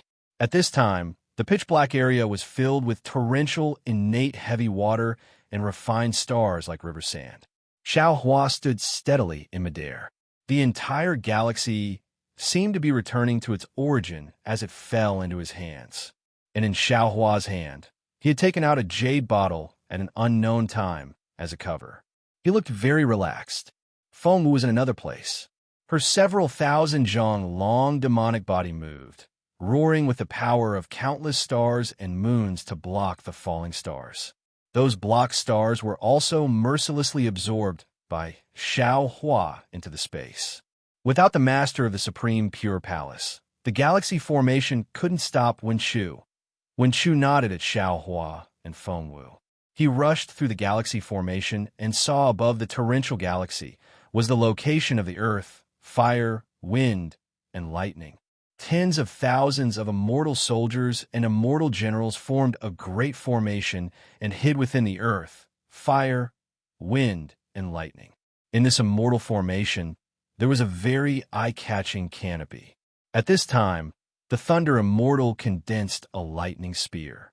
Like a tiger in a flock of sheep, he was invincible and had already arrived under the canopy. In front of the canopy, there were dozens of literary saints desperately trying to resist. Each of them used their Confucian cultivation techniques. Awe-inspiring qi surged and five-colored clouds gushed out, wanting to protect the canopy. However, how could these literary saints resist the lightning spear of the Thunder Immortal? Under the lightning spear, the awe-inspiring qi was destroyed and the five-colored clouds were torn apart. The literary saints who were like immortals in the eyes of ordinary people were also killed by the lightning spear of the Thunder Immortal. Seeing several literary saints and hundreds of immortal soldiers and immortal generals being killed, the dozens of literary saints were already afraid and didn't dare to move forward. The Thunderbolt Immortal swayed his thunder spear again, and several phantoms appeared, about to point at the four literary sages. The four literary sages' faces turned ashen, and they tried their best to urge their imperial equipment to resist. A delicate voice came from the imperial canopy. Stop! As the voice faded away, the five-colored light above the canopy slowly converged. The inscription chains that looked like dragons slithering around the light turned into armor and fell into the canopy. A woman in a palace dress appeared from the light. Her skin was snow white. Her eyebrows were thin like willows, and her eyes were slightly narrowed. Wasn't this the immortal emperor's fifth princess, Qing Qing? The Thunderbolt Immortal rolled his eyes and said coldly, "Do you think I'll stop just because you tell me to? Do you think you're a princess Xin?" As he spoke, the lightning spear of the Taoist Thunderbolt continued onward, piercing through the defensive true energy of the four-sword saints. At the same time, the lightning spear pierced deeply into their fleshly bodies. Two of them were hit in the shoulder, and the other two landed on the waist. As the four of them screamed, their bodies fell into the galaxy. After the four literary sages, there were two beautiful female officials. One was Gu Xianyun, and the other was Yu Xiaojing. Yu Xiaojing's face was pale, as if she had never seen such a situation before. Although Gu Xianyun panicked, there was still a trace of luck on her face. Seeing the Thunderbolt Immortal approaching, Gu Xianyun glanced at Princess Qing Qing and hurriedly flew in front of her, scolding, "Thunderbolt Immortal, didn't you hear? Our fifth princess has asked you to stop. If you take half a step more." Gu Xianyun was also confused. In order to show her courage in front of Princess Qing Qing, she actually blocked the Thunderbolt Immortal's path. How could the Thunderbolt Immortal show mercy to a woman? Without waiting for Gu Xianyan to finish speaking, he raised his hand and waved it. Boom! A thunderbolt appeared near Gu Xianyan and killed her in an instant. Gu Xianyan didn't even have the time to scream before she died immediately. It was a pity that Gu Xianyan used a Taoist nascent soul as a medicinal ingredient and casually killed her. Now, in the Karma reincarnation, she met the Thunderbolt Immortal who was born to report the Tao. At this moment, the Thunderbolt Immortal didn't have much human emotion. Facing Gu Xianyan, he killed her casually and ended a karma. Damn it! All of you back off.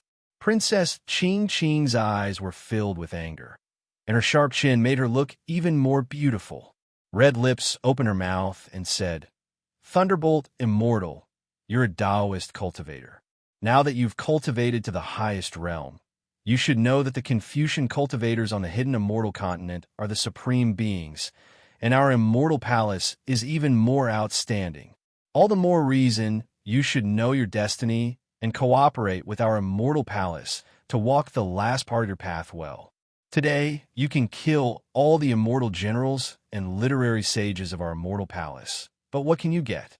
In the future, you will face the endless pursuit of the immortal palace. Your cultivation will be interfered with.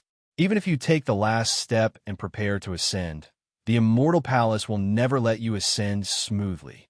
Think about the primordial chaos ancestor. He was much more arrogant than all of you back then, but what happened to him now? The Thunderbolt Immortal ignored Princess Qing Qing's words and raised his hands. Gotcha! 2 huge thunderbolts appeared and struck the canopy. Boom! The canopy couldn't withstand the heavy blow and collapsed. The layers of runes whimpered and dissipated in the lightning. This princess is a descendant of the immortal emperor.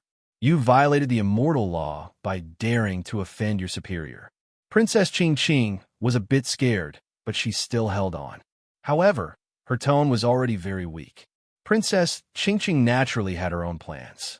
She only spoke without circulating any true qi, nor did she use any imperial artifacts to defend herself. She believed that as a grand ascension stage cultivator of the Tao sect, the Thunderclap Taoist was also a man, so he most likely wouldn't bully a weak and beautiful woman like her. The Thunderclap Taoist had most likely forced his way in to coerce her. Unfortunately, Princess Qing Qing didn't know that Thunderbolt Immortal wasn't much of a person, let alone a man. Thunderbolt Immortal rushed forward and saw the canopy dissipating, revealing Princess Qing Qing's figure. Thunderbolt Immortal's arm immediately turned into lightning as he punched at Princess Qing Qing. Boom! Princess Qing Qing's heart tightened, and her beautiful face paled when she saw the runes on the armor crumble under the fist light. Before the fist hit Princess Qing Qing's body, the Thunderbolt Immortal suddenly remembered that Xiaohua only wanted him to injure Princess Qing Qing, not kill her. Therefore, he spread out his hand and solidly slapped Princess Qing Qing's proud protrusion. Princess Qing Qing's expression greatly changed. PFFF. She spat out a mouthful of blood, and her pale face was filled with extreme shame and anger. You doubt Princess Qing Qing didn't know what she wanted to say. The place that no man had ever touched was snatched away by a 9th-level elemental energy expert. A feeling that she had never felt before was easily born in this sharp and domineering woman's heart. However, Princess Qing Qing didn't have time to deal with this strange feeling. She hurriedly circulated her true qi to heal her injuries while preparing to escape. Fortunately, the Thunderbolt Immortal didn't attack again. Instead, he hovered in the air and stared at Princess Qing Qing with sharp eyes. The Galaxy Formation's disk. The Thunderbolt Immortal was famous for his thunderbolt. His gaze was truly powerful, piercing into Princess Qing Qing's heart. In her life, when had anyone given Princess Qing Qing such a shock? Who dared to look Princess Qing Qing in the eye so brazenly? Who dared to speak to Princess Qing Qing in such an unrestrained manner? Princess Qing Qing couldn't help but raise her hand to her chest. Of course, she only raised her hand and immediately put it down. She shrieked, "You killed me with one palm." Unfortunately, before she could finish, the Thunderbolt Immortal reached his hand in her chest and took out an oval-shaped pendant. See, Princess Ching Ching sucked in a breath of cold air. She felt as if lightning had struck her and her entire body was paralyzed. However, what Princess Ching Ching couldn't accept was that after the Thunderbolt Immortal took the pendant, he turned around and his gaze didn't linger on her body at all. He turned into a bolt of lightning and flew away. See, the literary saints around the canopy all sucked in a breath of cold air that was even greater than Princess Ching Ching's. Moreover, this cold air was enough to freeze them to death. Who in the Immortal Palace didn't know Princess Ching Ching's methods? How could they survive after seeing Princess Ching Ching being humiliated? However, what happened next made them go wild with joy. Princess Ching Ching sat on the clouds and watched the Thunderbolt Immortal's figure turn into lightning. She was silent for a long time. After a while, she gritted her teeth and stood up, shouting, "Let's go. Today's matter. Whoever dares to say a word will be killed without mercy." The dozens of literary saints were relieved of a heavy burden. How could they dare to stay here for a moment longer? They either urged their bodies to give orders or stayed far away and let the female officials come over to serve them. The Thunderbolt Immortal handed the pendant to Wen Shu. Wen Shu breathed out a mouthful of Zhen Qi on the pendant, and the astral river Grand Array appeared. As the master of the School of Literature, Wen Shu could easily break the astral river Grand Array. By the time the array Eye of the Earth, Fire, Wind, and Lightning Grand Array was closed, the heavenly heavy water and astral river sand had disappeared. Wen Shu put away the formation disc, and it turned back into a pendant. Wen Shu casually tossed it to the Thunderbolt Immortal. He looked at it and sniffed it before putting it in front of his eyes again. However, when the Thunderbolt Immortal raised his head and looked at the spatial rift where the earth, fire, wind, and lightning resided, he saw Princess Ching Ching's bashful gaze and hateful expression as she gnashed her teeth in hatred. "Hee, you still want what's in I's hands back?" The Thunderbolt Immortal waved his hand proudly and actually drew a thunderbolt heart shape in the air. He laughed inwardly. "Even if it's your heart, I won't get it back to you. Give a tip, and thank you for all your support."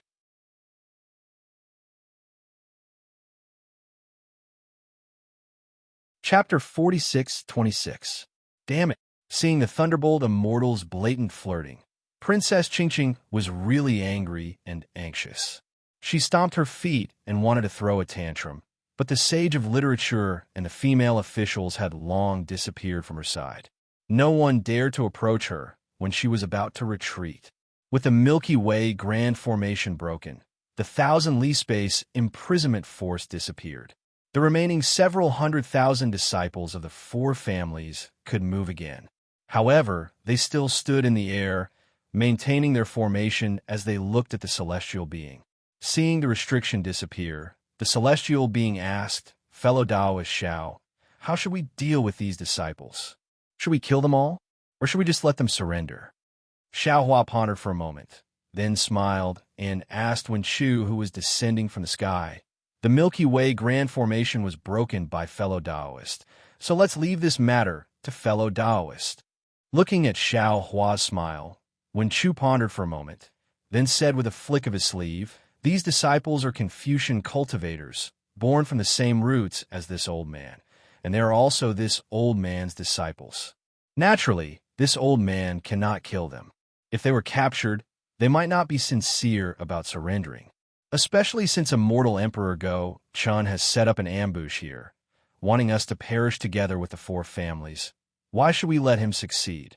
If we let these disciples go, the four families' strength will be preserved, and it can also be considered as a restraint to the immortal palace, preventing them from burning the bridge after crossing the river."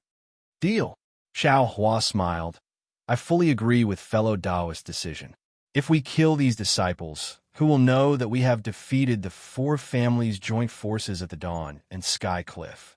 If the news of us killing several 100,000 people leaks out, the Confucian cultivators may be shocked temporarily, but as time passes, they will definitely see us as butchers. Since that is the case, let them go. Naturally, the celestial being would not listen to Wen Chu. Hearing Xiao Hua's nod, he waved his hand and said, "Let's go. Many thanks to Immortal Master. Many thanks to Master Shaolei." The heavy stone in the hearts of the several 100,000 disciples of the four families finally fell to the ground. They bowed respectfully, then flew away from the dawn and sky cliff in an orderly manner under the lead of the leading disciples. In this battle, the four families' 900,000 disciples were killed by the Fortune Gates disciples, and Xiao Hua's Aurora Magnetism Array had injured 350,000 disciples. The Fortune Gates disciples took the opportunity to kill another 110,000 disciples, leaving only a little over 500,000 disciples who escaped with injuries. Just as Xiao Hua had said, news of this battle spread throughout the hidden immortal continent in less than half a day. The shock this battle brought to the Confucian cultivators was even greater than before. The Fortune Gate and Taoist Xiao had already become invincible in the 9 continents. The masters of the 2 pure palaces watched as Wen Chu released the 500,000 aristocratic clan disciples. Their eyes held some regret, but at the same time, there was some joy. They glanced at each other, flew into the clouds, and saluted Feng Wu. "We greet the starry sky, great sage." Feng Wu didn't slack off either. He transformed into his human form and returned the greeting with cupped fists. "Greetings, Lord of Supreme Purity Palace." "Greetings, Lord of Supreme Purity Palace." The Tai Ching Palace Master respectfully said, "The starry sky great sage has come from afar to the hidden immortal continent. We did not know and failed to welcome you. Please forgive us, forgive us." "It's fine." Feng Wu waved his hand and said, "This saint only came to the soaring Dragon Mountain Range to visit an old friend. Being able to come here is just a coincidence. You don't need to mind." Speaking up to here, Feng Wu smiled and cupped his fists at Xiao Hua. "Fellow Taoist Xiao, this saint will not disturb you. Farewell. Many thanks for today's matter, Feng Wu." Xiao Hua cupped his fists and said with a smile, "When I have time in the future, this Xiao will personally go to the Great Sage Hall to express his gratitude." "Well said, well said." Feng Wu revealed his demon form and prepared to flap his wings. This saint and Peng Sage will be waiting for Master Zhao's arrival. Feng Wu. Seeing Feng Wu and Xiao Hua being so close, and that Feng Wu was about to leave, the Tai Ching Palace Master hurriedly said, "The sutra-seeking extreme bliss is about to end. The Immortal Palace and Thunder Temple have jointly invited Feng Wu and Peng Sage from the Great Sage Hall to attend the ceremony."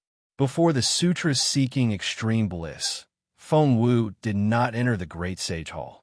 Now that the sutra-seeking extreme bliss is over, Feng Wu should also come to attend the ceremony. Feng Wu smiled and said, "Before this saint left the Great Sage Hall, I did not hear Peng Sage mention this matter. Wait for him to mention it to this saint." With that said, Feng Wu flapped his wings and disappeared in the blink of an eye. Fellow Taoist Xiao. The lightning Taoist looked at the celestial being and said, "I and fellow Taoist Tian will take the Fortune Gates disciples back first. Who knows if immortal Emperor Gaochen and the 4 great clans will attack the soaring Dragon Mountain Range at the same time. To fight with these Confucian cultivators, other than strength, we also need to compete in cunning." The Tai Ching Palace Master blushed slightly and was about to speak, but the Tai Ching Palace Master transmitted a few words to him, and he shut his mouth again. Xiao Hua smiled and said, "Then I'll have to trouble fellow Taoist Lei Ting."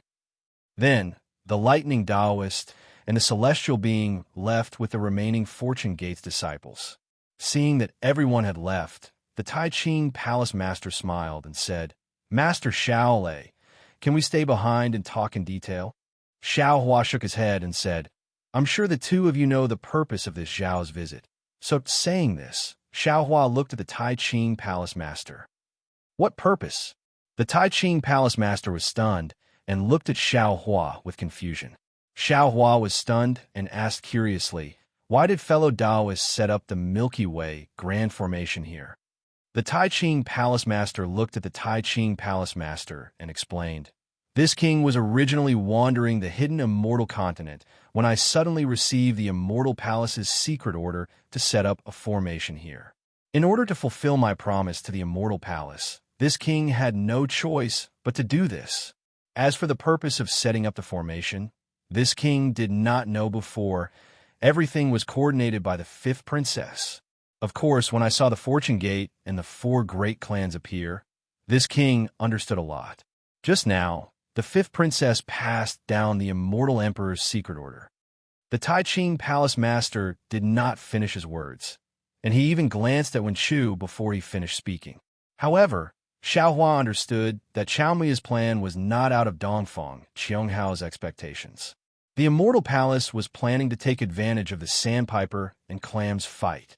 In fact, they might even be planning to kill Wen Chu. This immortal Emperor Go Chun is too cunning. Xiao Hua sighed inwardly. No wonder Xian once said that the Immortal Palace is inferior to the mortal world. However, when he thought about how ruthless Dongfang Qianghao and the others were, abandoning hundreds of thousands of disciples after seeing that they were no match for the Immortal Palace, Xiao Hua shook his head helplessly.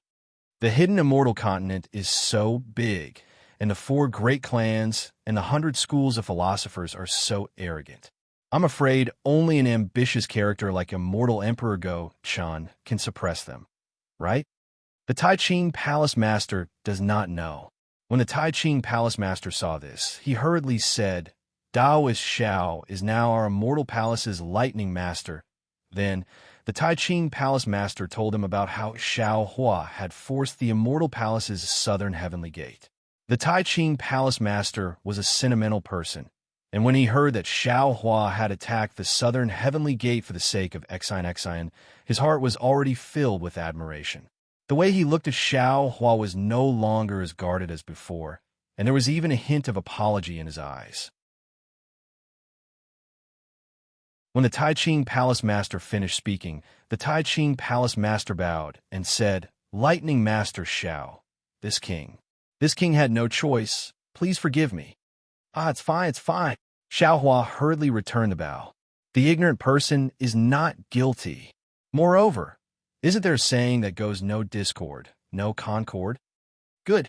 The Tai Ching Palace Master was relieved that he was forgiven, but soon after, he frowned again. He lowered his head to look at the abyss and said, "Lightning Master Xiao, this king was only following orders to set up the formation and did not know whether the Heaven Punishment Prison Crystal where the 9th princess was imprisoned was at the bottom of the abyss. Moreover, this matter." As he said this, the Tai Ching Palace Master looked at the Tai Ching Palace Master with a troubled expression. The Tai Ching Palace Master continued, "If Lightning Master Xiao wants to find the Heaven Punishment Prison Crystal, it is not now. After we finish speaking, Lightning Master Xiao can go down and look for it. The two of us do not have Immortal Emperor Go Chen's orders, so it is not good for us to stay and help. AI troublesome." Xiao Huan naturally wanted to find the Heaven Punishment Prison Crystal that was imprisoning Xian as soon as possible. However, in order to avoid the Tai Ching Palace Master, he was afraid that they would discover the secret of his clone, so he sent Feng Wu, Celestial Being, and Lightning Master away a step earlier. He did not even leave behind the Fortune Gate disciples, especially the Kunlun mirror that was taken away by Celestial Being. At this time, he did not have any more people to help him explore the abyss. "Forget it is not now." Xiao Hua pondered for a moment and said with a smile, "No matter, we will talk about it in detail when we land." When the four of them landed, they looked at each other in dismay. None of them knew what to say. The Tai Ching Palace Master pondered for a moment, then said to the Tai Ching Palace Master with a smile, "This matter started because of you. You should speak first." The Tai Ching Palace Master smiled bitterly. He pinched his chin and pondered for a long time before saying, "This matter is also a long story.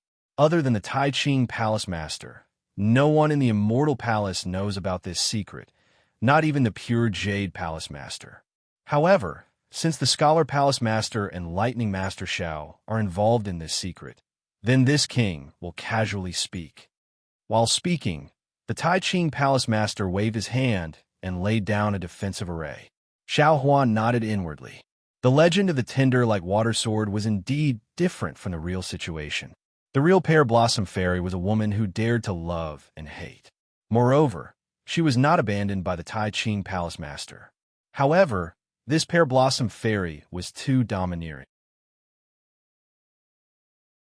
She insisted that the Tai Ching Palace Master at that time marry her and give her status. Although the Tai Ching Palace Master loved her and was willing to marry her, he was in the Immortal Palace after all. He had his own responsibilities and difficulties. The Pear Blossom Fairy believed him at first and waited for hundreds of years.